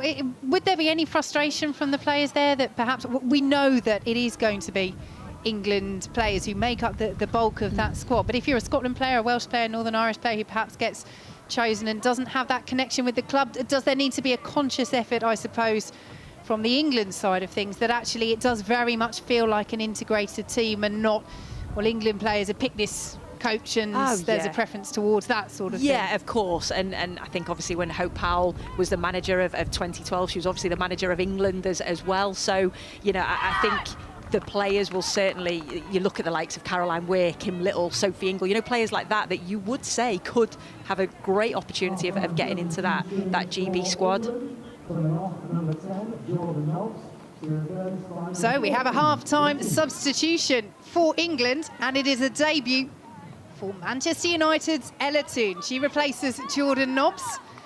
Well, Jill Scott at one end of the spectrum, 150 caps to Ella Toone, just starting her England journey at the other. She thoroughly deserves this. She's been excellent for Manchester United, and it's probably the best I've seen her play. And I've seen Jordan Nobbs actually going through a little bit of a run with Dawn Scott, so whether she's got a little niggle, I'm not too sure, but great opportunity for Ella and thoroughly deserved.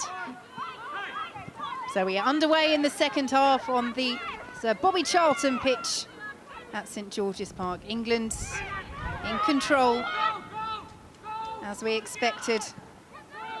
But almost playing themselves into trouble at the start of this second half, as Julie Nelson concedes the free kick for Northern Ireland, but Kenny Shields will be pleased with that application right at the start of this second period. Very high press from Northern Ireland right at the start of the game.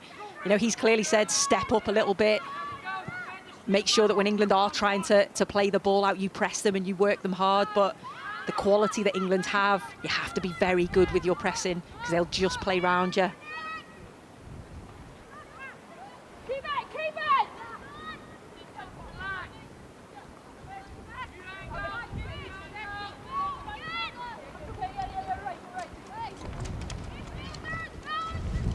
And you can hear the wind picking up at St George's Park. Joe and Sue almost getting blown away at half-time, but certainly the conditions not the easiest to be playing in for either of these sides, as England steal possession. Lauren Hemp won't quite latch onto it at the first attempt. England will pick it up again though, and here is Hemp to Stanway, almost. Northern Ireland get the crucial foot in and will clear away through Julie Nelson. Yeah, since Jordan Nobbs has gone off, Georgia Stanway's just gone that little bit higher, and straight away she was involved in that little passage of play. She's looking forward, looking for Lauren Hemp. Doesn't quite get the first one, but she's tenacious to win the ball back. Here is Ella Toone of Manchester United. Very good ball through to Ellen White, who just scoops it wide. And again, that's good goalkeeping from Becky Flaherty, just coming out to put off the England striker, who is on her hat-trick. It is, and it's just that anticipation. She could see she had to come out, she had to try and make it difficult for Ellen White. But what a ball through from Ella Toone. Ellen White actually should have done better there, and she'll look back at that and say, you could see what she's trying to do, just lift it over the on-rushing goalkeeper. But yeah, she doesn't quite get her angles right. But Ella Toone, again, straight away involved, looking forward, wanted to create something. Yes, just 21 years of age, Ella Toone, and as you say, Sue Smith having a very good season with Manchester United. Third in the WSL they sit, 9 points clear of Arsenal. Although Arsenal do have 2 games in hand, but the top 3 qualifying for the Champions League. Manchester United really pushing to make it into European competition, and Lauren Hemp pushing here for England. Fizzes the ball across, Flaherty makes the save again. England will still come. Here is Toone. Northern Ireland again get their foot in, but another pinpoint delivery from Manchester City's Lauren Hemp. Superb from Lauren Hemp. So direct. Once she's got the turn on the defender, she just drives into the area. And the ball in from Scott finds White. And there is the hat-trick. A beautiful finish on the angle. Ellen White has 3, England have 4. Fantastic from Ellen White. She might have missed that earlier opportunity, but here Jill Scott just with the little threaded pass. But what a turn. Julie Nelson knows she can't do anything. Once she's turned, it's a penalty, but Jill Scott does well here. Just sees the pass, but lovely turn. And once she gets herself into that position, what a finish, just power. 39 goals for her country. She is racking them up this afternoon. Well, Hegarisa wanted to see direct play, wanted to see attacking prowess. And I think Sue Smith, she'll be very happy. She certainly will, and it's Ellen White's movement, and she's improved so much, and she just keeps getting better and better. The fact that she's just an absolute professional, looks after herself, does a little bit of Pilates. And she is that the key? That is the key. She's as fit as ever.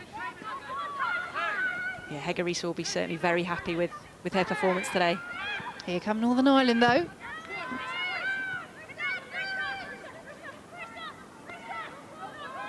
We mentioned earlier they have only scored 3 goals in their 7 previous meetings with England. To get on the score sheet will have been a target of theirs this afternoon. And they have a set piece. Nadine Caldwell winning the free kick for Northern Ireland.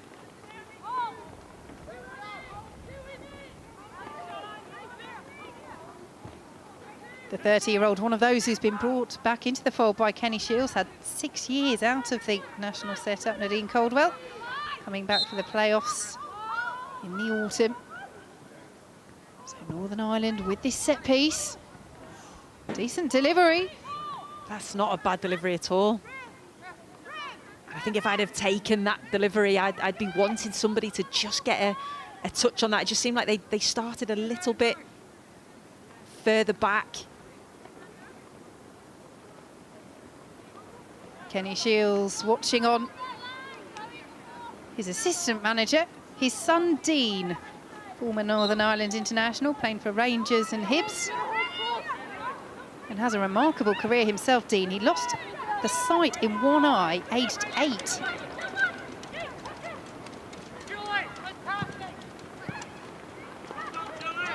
Ended up having an operation to remove it when he was 20, but went on to have a professional career as a footballer.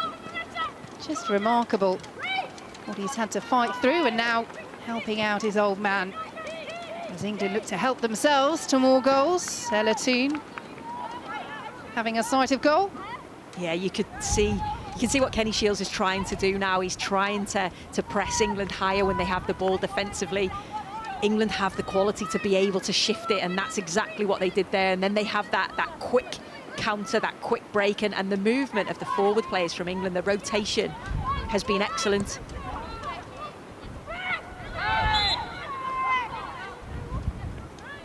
Just mentioning the journey that Dean Shiels has gone on there. I know Farrah Williams relating the difficulties she's faced this year from a health perspective. Sue at half-time, something that, as she says, she's dealt with by herself very much for the last 12 months, and such a hard thing to go through for any player. Yeah, oh, it really is, and I wasn't aware of it until recently, and the fact she's gone through all of that. And I think as a player, you sort of know how to get through injuries because you're used to that, you're used to the rehab process, but illnesses slightly different, and you know, she's coped remarkably well, and it must have been so scary for her. So I just can't wait to see her back playing fit and healthy, because we know what a fantastic player she is. A true England great, Farrah Williams, England's most capped player in the men's or the women's game. We wish her all the very best.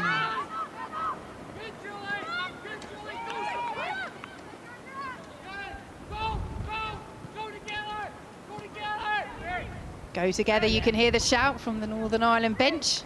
But they are doing that well in this second half, Sue Smith. Pressing as a team, Julie Nelson stepping up, trying to put the pressure on England, but here is where it's dangerous. Won't come off quite that time for Lauren Hemp, and McGee gets the foot in initially.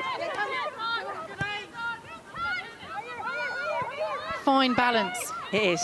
It's a real fine balance, and you can't go individually. That's why he's saying you have to go together.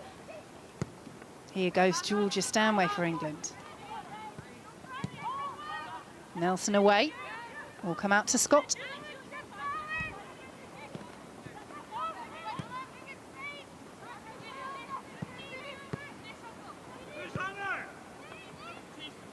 Daly. Here is Jill Scott taking on Holloway. Easy enough for Flaherty.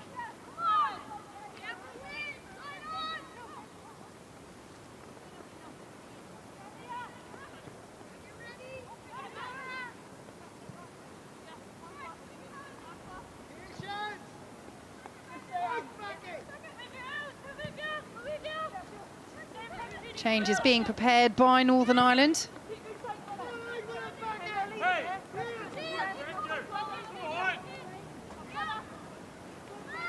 Such a shame for them that the McGuinness sisters aren't available for this one. Kirsty and Caitlin both scored in the victory over the Faroe Islands.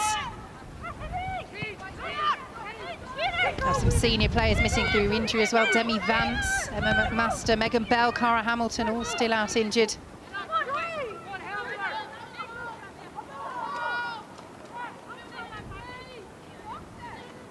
I think if Northern Ireland can get Lauren Wade on the ball a little bit more, Simone McGill, Rachel Finesse, they can certainly cause England some problems.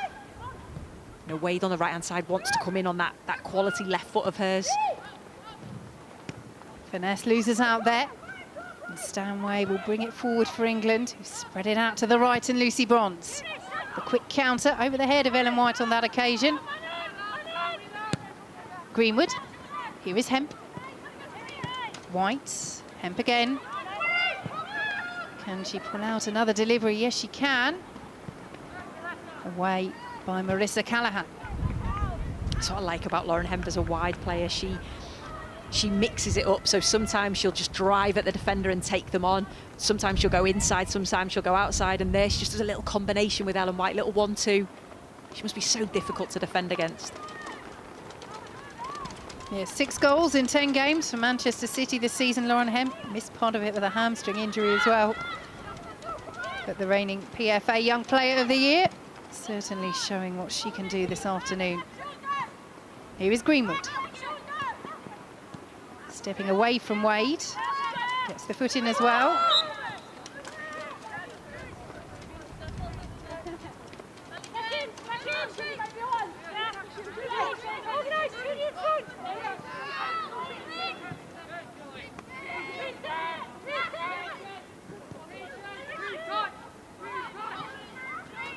Two-touch. We're getting a coaching lesson, Sue. It is great to hear the tactics behind it, particularly when you have a manager like Kenny Shiels, who has tried to change the way that they've played, make them less defensive. He's now changing the personnel. Chloe McCarron, one of those to depart. Holds the distinction, McCarron, of being the first woman from Northern Ireland to go straight from the Northern Irish top flight to the English top flight when she joined Birmingham last summer. She is replaced by Rebecca McKenna. 19 years old, plays for Linfield, runners-up in Northern Ireland last season, had won the last 4 league titles in a row before that.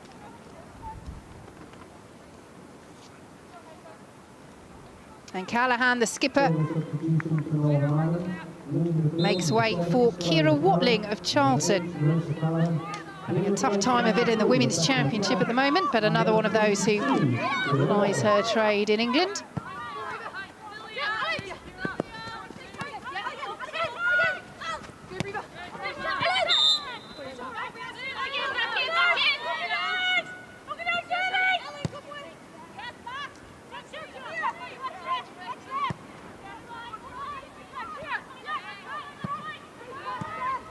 Well, it's as much an opportunity for Kenny Shiels to have a look at some of the rest of his squad ahead of that 2-legged playoff tie in April. This will be Northern Ireland's only competitive game before then. Or only game against international opposition, I should say, before then. It is a competitive match, of course, in the sense that it is competitive, but never quite know how to describe friendly. Yeah. They're not friendly, doesn't really do it. International match, I think we can call it. That's the best way. I think when you put on that England shirt or that Northern Ireland shirt, it suddenly becomes competitive. It's a chance to put all of that training into a match, because you can only train so much. You can only do training games and training matches. So I think it is important to have this for both sides, really.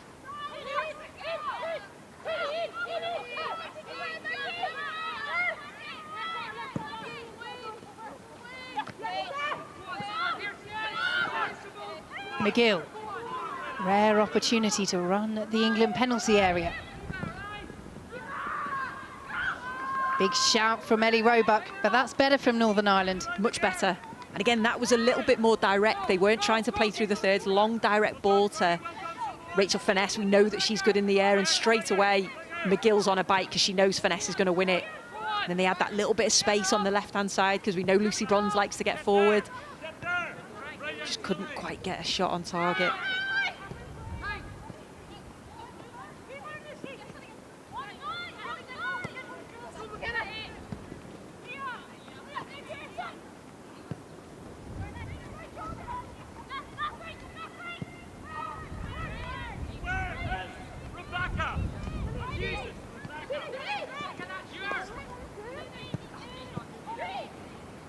Nice build-up play this by England. McGee gets the foot in ahead of Hemp. Throw goes England's way, but she's put in a real shift, hasn't she, Abby McGee? As England prepared to make a double substitution, and we will see an England debut for Sandy McKeever. Ellie Roebuck makes way. Well, she said, Hegarisa, that they had planned some substitutions. You would think that a goalkeeper one is always planned, isn't it, Sue? You don't want that surprise as a keeper, thinking, oh, right, I'm coming off. And Lauren Hemp is replaced by her Manchester City teammate, Chloe Kelly, who very much deserves to play. She's been absolutely fantastic for Manchester City. Talk about all of the players that Manchester City have brought in, their World Cup winners. She's been the standout, in my opinion. She's brilliant on the ball. England free kick, Daly down.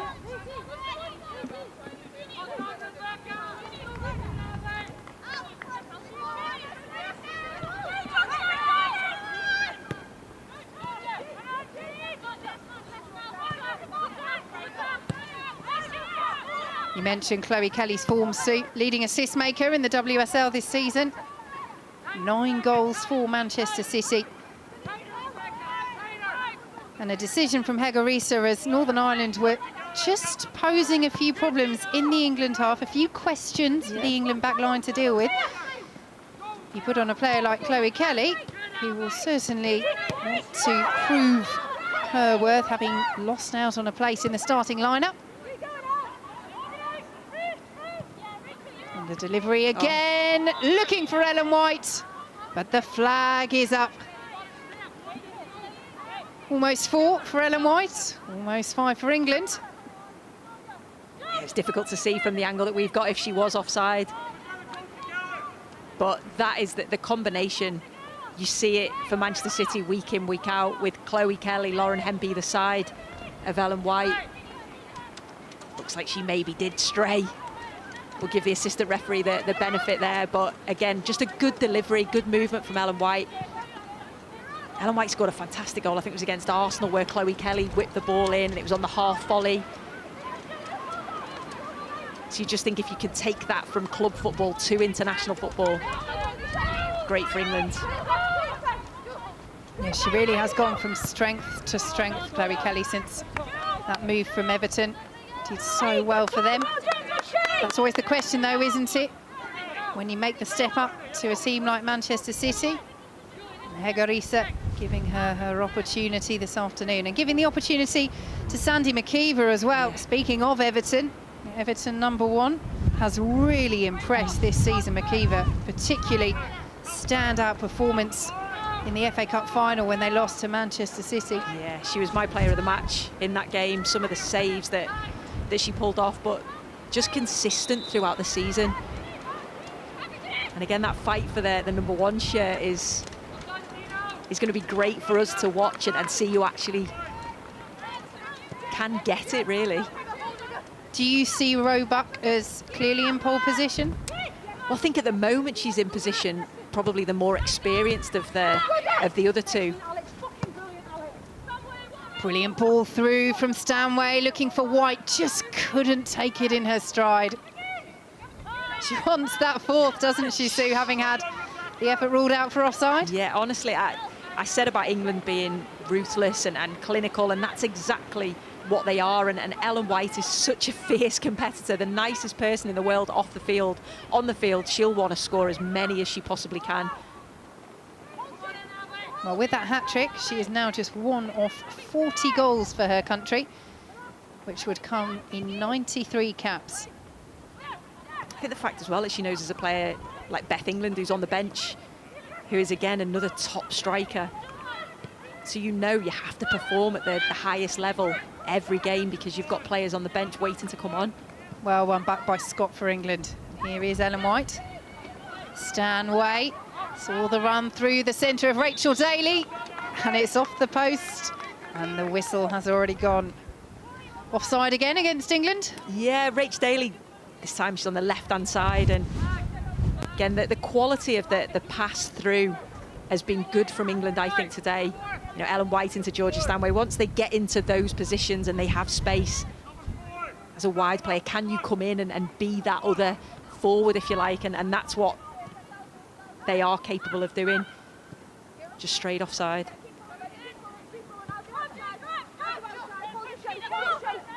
Thinking of the forward options that England have as well, Nikita Paris. Certainly one of those. Leon didn't want to release her on this occasion due to COVID restrictions. Hegarisa said, of course, she would have been in the squad. There has been a lot of discussion this week, Sue, and in the weeks leading up to this game about the lack of BAME representation across many levels at the women's game in England. What can be done to change that? Because we know the talent is there. Yeah, well, I think you've got to question, is the system really working? And I know that the FA have said that they are addressing it and they are looking to create more, I suppose, accessible opportunities. But where are the regional talent clubs? You know, are we effectively identifying, I suppose, talent to make sure that players don't fall through that gap? And we don't want them to have lack of opportunities. And I love the slogan, if you can't see it, you can't be it. And I just think it's so true. We need more players from different ethnic backgrounds, and that'll just only encourage younger girls, and they have those role models. Play continues. England might have wanted a free kick over on that far side. Yes, Demi Stokes missing out through injury as well. But certainly something that those in the women's game want to see addressed, want to see those talents being brought through. Here is Chloe Kelly. Chested down by McFadden, who does well to prevent the corner, the Durham defender. She has taken the armband as well after Callahan's departure. Another one of their experienced players, Sarah McFadden, 33, her 75th cap today. As Lucy Bronze does very well to keep that in. And England do finally have their 5th. Rachel Daly finishing off another tap-in. England 5, Northern Ireland 0. She was certainly threatening, wasn't she? Rachel Daly, been desperate to get onto that score sheet. And she just gets in front of a player. But Lucy Bronze does so well on the right-hand side. But it's that combination play between full-back and wide player has been excellent, both sides. But good delivery in. Just gets in front. And it's a tap-in for Rachel Daly, but it's deserved. She has played well today. But yeah, Lucy Bronze again gets her head up, knows exactly where she's going to put it. It is absolutely on a plate from Lucy Bronze, isn't it? Hegarisa watches on. She's all muffled up, but I think she'll be smiling inside, Sue Smith. Oh, yes, she will.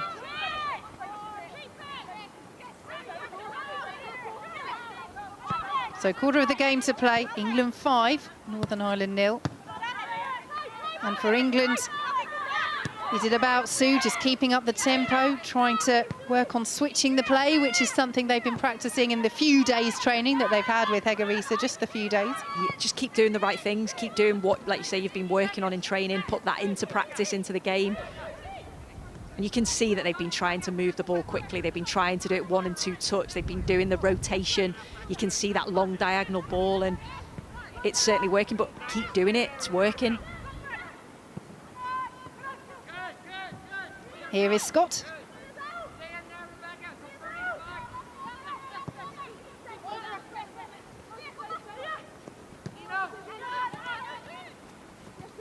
Stanway dropping deeper again once more.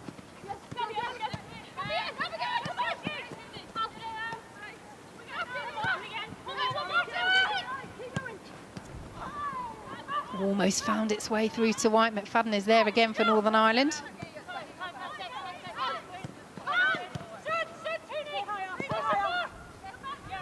Good pressure from Ella Toon. Was the only Manchester United player in the squad initially until Millie Turner was added late on. Millie Bright and Fran Kirby pulling out. What a season Fran Kirby's having. Again, one who has struggled with injury and illness. It is great to see the Chelsea forward back to her best. Great to see her back. Yeah, she's been massively missed, and it's just such a shame that she can't play here today, but yeah, she's such a threat for club and country. She has struggled, like you say, with illness and with injury, but she's certainly back. Well intercepted by Rachel Daly. Julie Nelson didn't get there. Daly looking for the other tap-in at the edge of the 6-yard box. England had the players arriving. This time, Northern Ireland prevent the goal at the expense of a corner. It was really good positioning from Rachel Daly there to win the ball back. And then again, you get yourself, as a wide player, get yourself into the area, because you're either going to get a shot away, get a cross away, or you're going to get brought down for a penalty. And that's exactly what she does. And she's just looking to play the ball to Georgia Stanway. And it's McGee again with the interception. She's had a very good game, the 20-year-old. That's a very good layoff from Ella Toone, and almost a very, very good finish for England's 6th from Chloe Kelly. So well worked, isn't it? That's something that they've clearly done on the training ground. And I've seen her score a few of those. Thought it was just going to go into the top corner. You see, just with her right foot, she's just trying to curl it, just can't get enough bend on it, but they've been a great goal. But again, they're the sort of things that you can put into a game that you've practiced in training.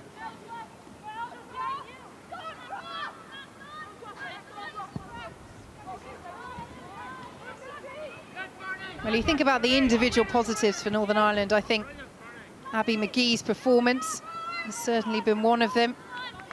Becky Flaherty in goal, in for the injured Jackie Burns. Made some decent saves. It's easy, isn't it, if you're just tuning in now, to think, well, 5-0. But the goalkeeper has made some important stops as well for Northern Ireland. Yeah, she has. And you know, I think every interview that I've seen, the manager, Kenny Shields, has just said this is about learning, this is about taking everything from this game into the playoffs and making us as good as we can be there. And that's what he'll be doing. And they have a corner. So a first test for New England debutant Sandy McKeever. Cleared away at the near post. Wade will keep it alive. Here she is again.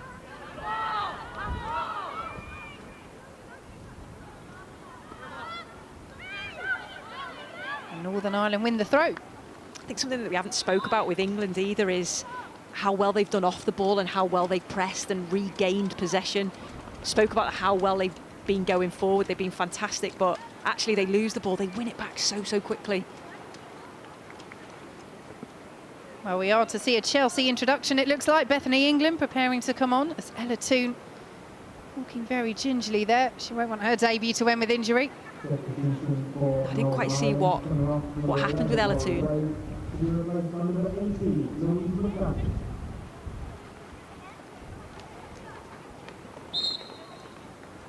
It just seems to be off the ball. Some discomfort, yeah, but no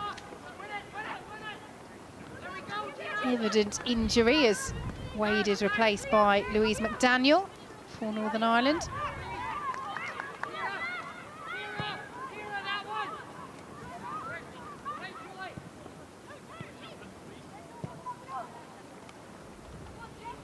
And England will stretch and test the Northern Ireland defence once again. Well cleared away by Holloway. Lovely touch and skill by Chloe Kelly, who then went down, and it was just inside the area, and it will be a penalty. Yeah, that had to be given. I thought Holloway showed good pace initially to get back with Chloe Kelly, but then once she faced 1v1, again, Kelly only has one idea in her mind, that's get herself and a ball into the area. She does that, and you can see the little tug of the shirt and the clip. Well, it's right on the edge of the box, isn't it? But the decision from referee Lorraine Watson is penalty. And Becky Flaherty hoping to deny England from the spot. As we said, she's made some decent saves in this match as Ella Toone looks to score on her debut for her country. It is Toone, and she does score! A debut goal for Manchester United's Ella Toone, and England lead Northern Ireland by 6 goals to 0. Confidence there from Ella Toone to step up and take that penalty. There's a lot of players on the pitch there that could have took it, but she stepped up, and how confident is this? Sends Becky Flaherty the wrong way, right into the bottom corner. Good player who's only getting better and better. If you speak to Casey Stoney about her, she raves about her. You know why.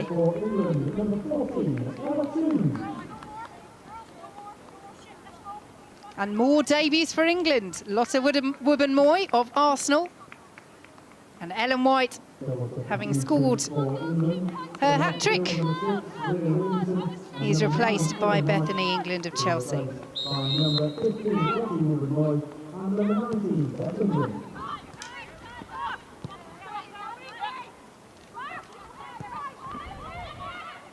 Well, that will please Hegarisa as well. Of course, the scoreline, yes, the performance, but being able to give those debuts to the young players that she's involved in the squad.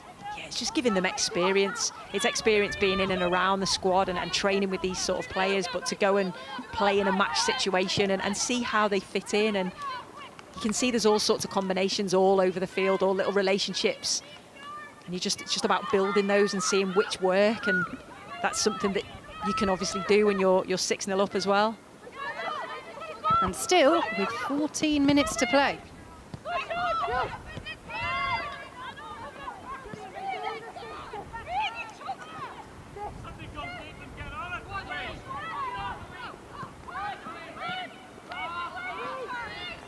And this is a test now for Northern Ireland as well. Yes, the whole afternoon has been a test. Kenny Shields knew that it would be.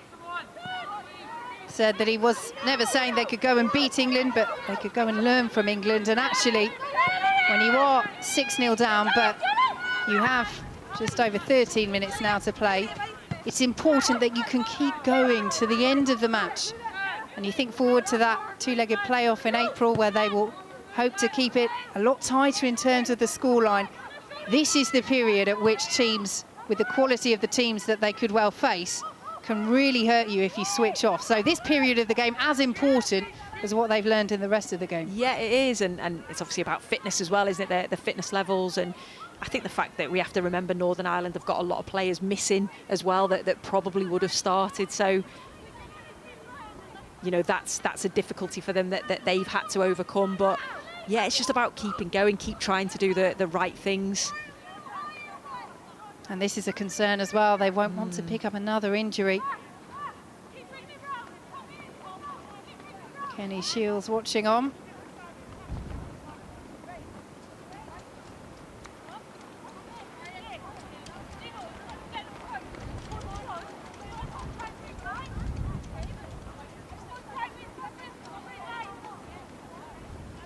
Well, the only positive for any knocks they do pick up, Northern Ireland, is that playoff isn't until April. There is a little bit of time before they have to get players fit again.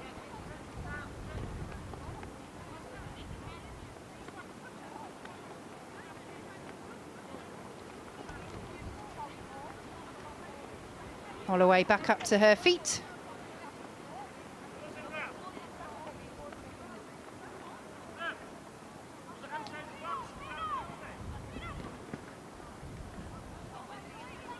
Well, she's another who will be desperate to see out her debut.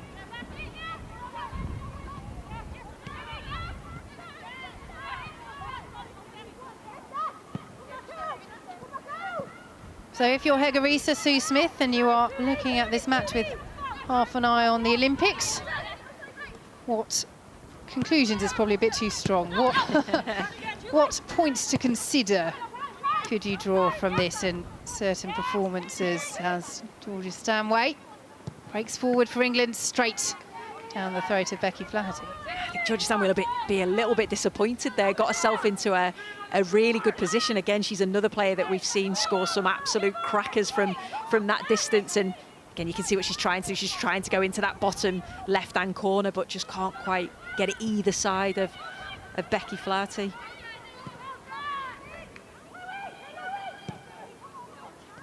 Here come England again, though. Bethany England looking to slide it through to Daly. Caldwell is there for Northern Ireland. Furness keeps the counter going. Nice footwork from Holloway back on the field after that injury. Shout of unlucky. McGill knew that she'd strayed. Yeah. Lovely feet though on that left-hand side. Talking about games, it is, and what Hege can learn from them ahead of the Olympics. It's a tricky one for the goalkeepers, isn't it? Because Ellie Roebuck and Sandy McKeever, how do you begin to analyse their performance? Because they've had nothing to do. No, you're right, and I think it will probably go off club football, a lot of that, and it's been difficult for Hege because she's not actually been able to go to games physically. She's had to watch them in various different methods. So that can always be a little bit difficult. You're going off match reports and different things, but I'm sure both or all three goalkeepers will just continue to play as well as they can in their respective clubs.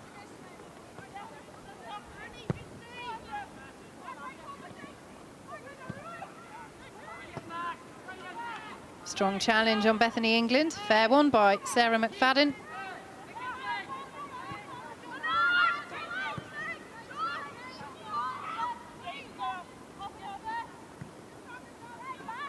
Mentioned Rachel Daly's versatility. She's drifting more into this central position, isn't she?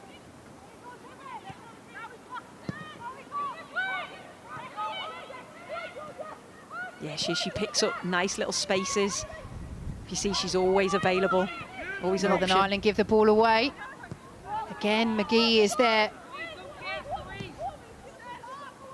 She's been their player of the match, Northern Ireland, Abby McGee.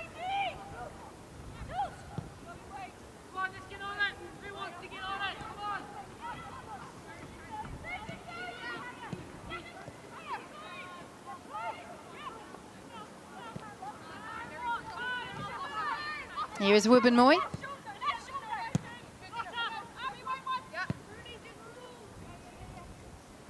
I suppose from a defensive perspective as well, for the likes of Lotte Wubben-Moy making her debut, the same for Sandy McKeever, it's a case of just don't make any mistakes. Yeah, I think so, and you know, again, we know what good players they are for their clubs, and sometimes it is just about trying to keep it simple if you've not got a lot of pressure on you.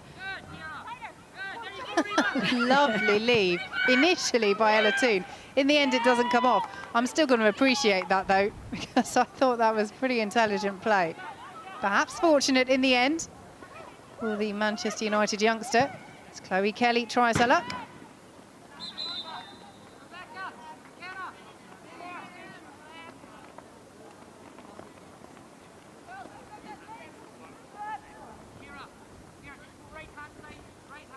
Northern Ireland preparing to make a triple substitution.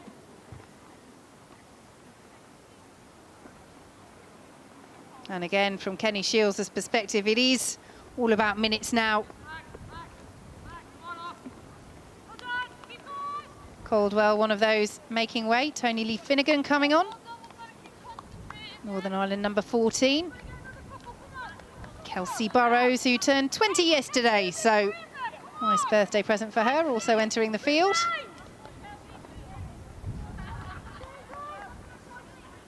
And Samantha Kelly, the final player to come on. Triple substitution for Northern Ireland.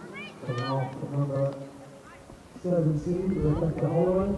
Number 16, Nadine Caldwell. And England are going to give another debut, this time to Ebony Salmon. Late addition to the squad. She's been a real spark for Bristol City, struggling in the WSL this season, but has really impressed. And the 20-year-old is on for her first cap for the Lionesses. Yeah, she might have been a late addition, but thoroughly deserves her chance. I think when you stand out in a side that are struggling in the WSL, shows what a very good, talented player you are. Well, she has 9 goals in all competitions this season for Bristol City, 5 in the league. That's half of their tally in the league this season. She replaces Rachel Daly.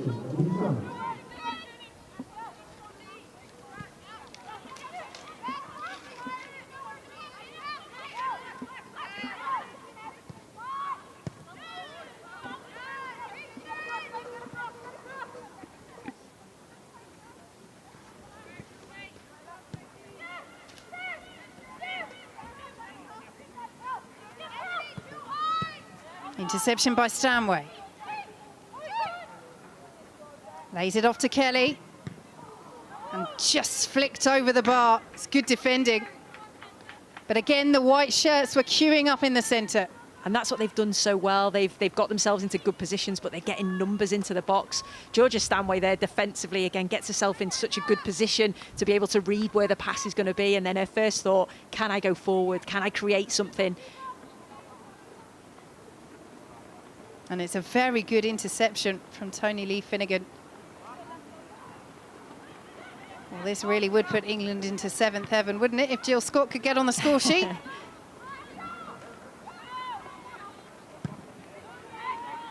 I think unless you're a Northern Ireland fan, I think everybody hopes that Jill can just get that goal. There's the smile from Hegarisa.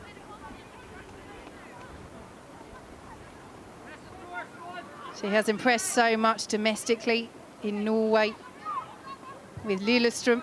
Won 6 league titles in a row with them.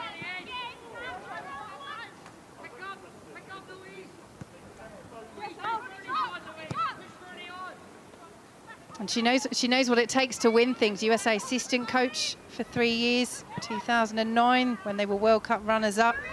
Olympic gold at London 2012 as well. She was part of the coaching staff for that. And as a player, she's won it all. World Cup, Euros, Olympic gold, World Player of the Year as well back in 1995.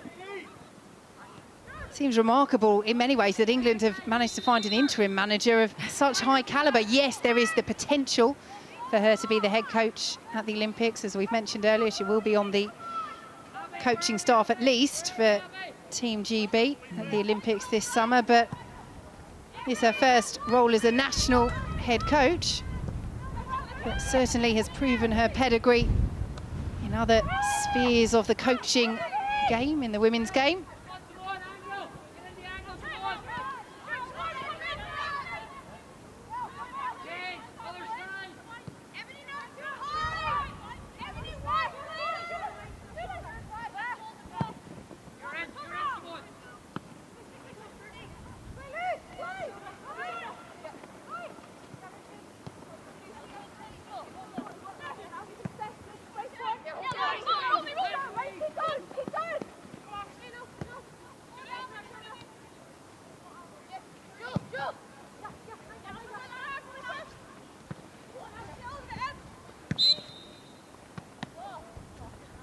Offside flag up on the far side.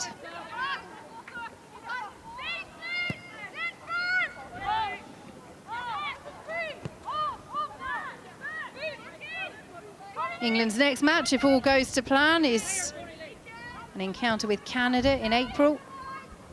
Details still yet to be confirmed, but given the situation in the world at the moment, Sue, and there was a discussion had at half-time as well, so important to be able to find these games for England to play ahead of Team GB entering that team in Tokyo. Of course, sides like Northern Ireland and the other European sides have had a European qualifying campaign. They have still been playing those qualifiers. England as hosts of that tournament next summer without those games, and that is a challenge. It is a disrupted build-up, certainly, to the Olympics with the change in management and interim coach coming in, taking charge. Phil Neville would have taken charge of Team GB before leaving for Inter Miami. As a player, it's not ideal build-up, and so these sort of matches, just to have a run out, are important. Yeah, it's definitely not the ideal preparation, but I know that England obviously had the 2 games that were cancelled due to COVID, which was really unfortunate for them. But they've obviously got this game on, if they can get the Canada game on as well. The squad's certainly looking very competitive. I think that's what Hege Riise wanted to do, have a small squad, make it competitive. And as you say, club form will be so important as well. Yeah. And the positive from an England perspective is that the WSL for these players is so competitive this season. They are really testing themselves domestically. Yeah, they really are. And you see the players that have come over and wanting to play in the WSL. The World Cup winners, and the players speak so highly of that and how competitive they've been in training. I know Ellen White was saying that they even keep the score even in the little friendly games that they play. They want to win. Rachel Furness wins the free kick for Northern Ireland. Just the tug on the shoulder and then pressured by Bronze.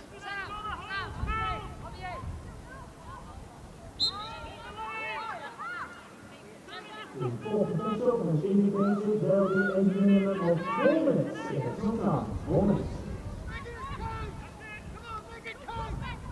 Make it count is the cry from the Northern Ireland bench as Tony Lee Finnegan sends it in. And Sandy McKeever gets a touch. Yeah, make it count. That's so important. You know, I think deliveries like that have to be better, have to keep it away from the goalkeeper, especially when you've got the threats of finesse in there. I know Julie Nelson isn't on the field at the moment, but again, very good in the air. The delivery has to be spot on.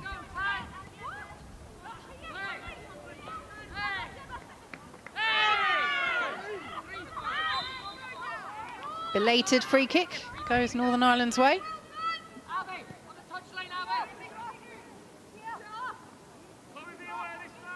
Well, in terms of energy and endeavour, Northern Ireland have certainly kept up their end of the bargain. We mentioned earlier the players who aren't playing in England, semi-professionals, out of season domestically at the moment. Their fitness level's impressive. Yeah, it really is. Another chance to try and make a set piece count. Well cleared away by Horton. Here is Furness. Will break kindly for England.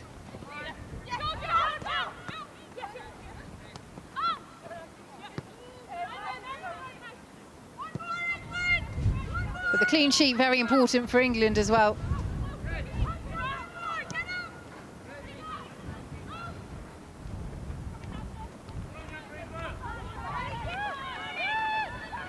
Julie Nelson is still on, Vicky. Just made that one up that I thought she'd gone off. To be fair, when there's a triple substitute, you're trying to write them all down at once. I scribbled her name out, I thought she'd gone off. Sorry, Julie. They certainly need her on there as well, her experience. As the wind picks up again at St George's Park, you can see the corner flag at the top of your picture. It'll just blow away if we continue playing too much longer.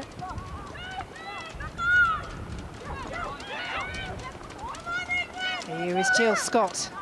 Is there to be a final flourish for England? Greenwood forward to Salmon.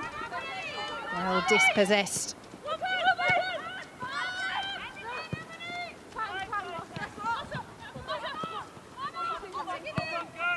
Ruben Moy, very calm, very collected in possession, the Arsenal defender. Yeah, she really is.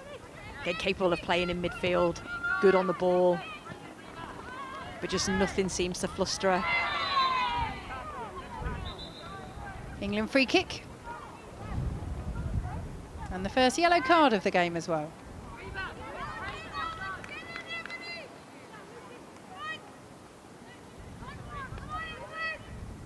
And it was a late one from Rebecca McKenna.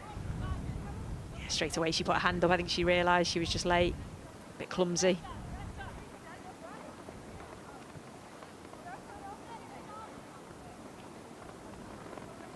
Final chance this then, you would think, for England to add to their tally.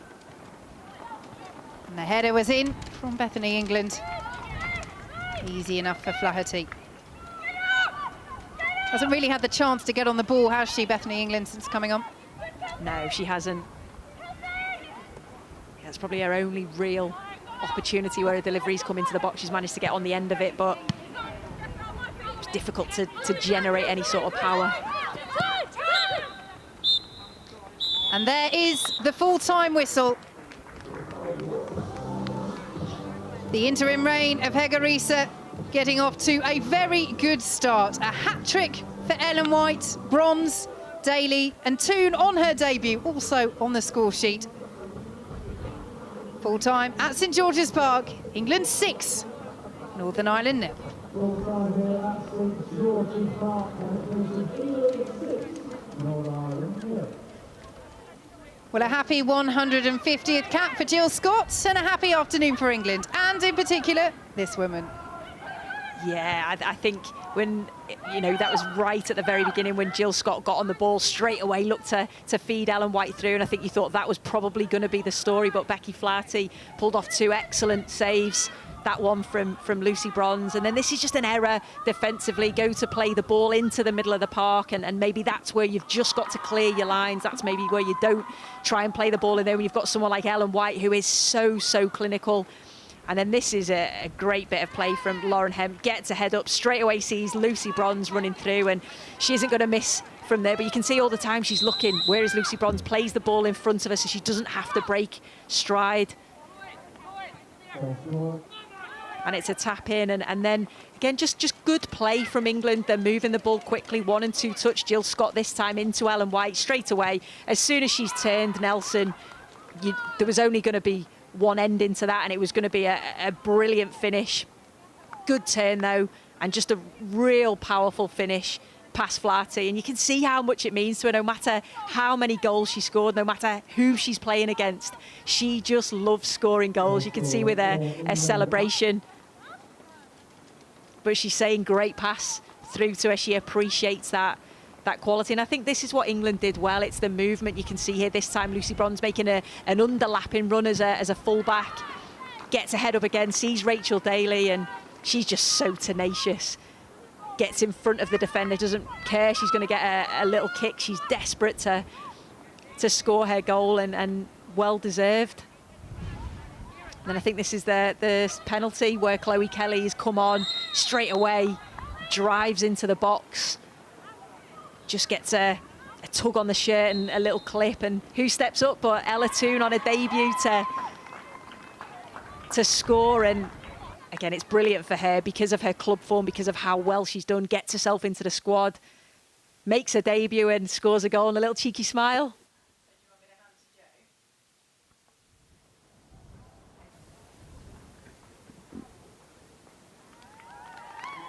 Well, it was all about Jill Scott this afternoon. Her 150th cap for the Lionesses, only the 2nd player to reach that mark, and she is pitch side with Jo Curry. Just want to play well for England and put in hard work, and yeah, today was really enjoyable. Obviously so happy for Ella, Lotta and Ebony, who made the debuts as well, so it's been a good day all round. It's a very special day for you in particular. 6-0 win, 150th cap. I know your family are watching from home. I know you'd rather they'd been here, but they are watching. What have the emotions been like for you out there today? Yeah, I've been like overwhelmed really by all the messages, and I was just trying to concentrate on the game, but now I can finally relax. I'll probably FaceTime them as soon as I get off here, and yeah, obviously everything I do is just to make them proud, and yeah, I don't even think it's sunk in yet, to be honest with you. I mean, it's a very fancy armband that you're sporting right now. How did you actually find being captain out on the pitch? I think the media actually told us in an interview, so I mentioned it to Steph when I got here, and yeah, she said that should let us have it for a day. So, but yeah, massive thanks to Steph obviously for the captaincy, and she's put in so much effort to make sure it was a special day for us. So yeah, big thank you to her as well. Well, look, huge congratulations to you. We'll let you go and celebrate with the rest of your teammates. Thank well you. done, Jill. Thanks very much. Thanks, guys. Okay. Thank you. Well done, mate. Keep talking. Reese is coming now. Just keep talking. Wanted to do that in front of her family and her friends, but such a special afternoon for her. And such a special afternoon for Hege Riise. She's speaking to Jo Curry. Went to plan. What? Well, Hege, as first games in charge go, that looked like it very much went to plan. What pleased you most about that victory? Obviously 6 goals, 4 players getting the first cap, and also that we pushed for 90 minutes. We wanted more goals. We tried to find this pocket in between, run at them, and I think we showed character. What more could or should England have done today? Probably could have scored some more goals, but I would say the performance we put on today, the energy that we put into the game, I'm very pleased with the performance. No, it's a very special day. We just heard from Jill Scott making her 150th cap. But in terms of the goals, a hat-trick for Ellen White. She's still very much showing the younger ones that she's the one to beat, isn't she? Yeah, she's a leader and she wants to score goals. She's always looking for runs in the box. So, yeah, 3 goals and they're great goals as well. Well, look, congratulations on the win. Thanks for speaking to us. Thank you. Hege Riise down pitch side with Joe Curry. So a very satisfactory afternoon for England. 6-0 winners over Northern Ireland at St James's Park.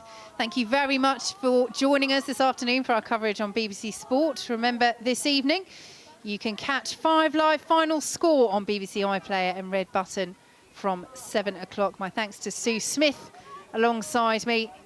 The post-Phil Neville era gets underway for England with a victory. From all of us here, a very good afternoon.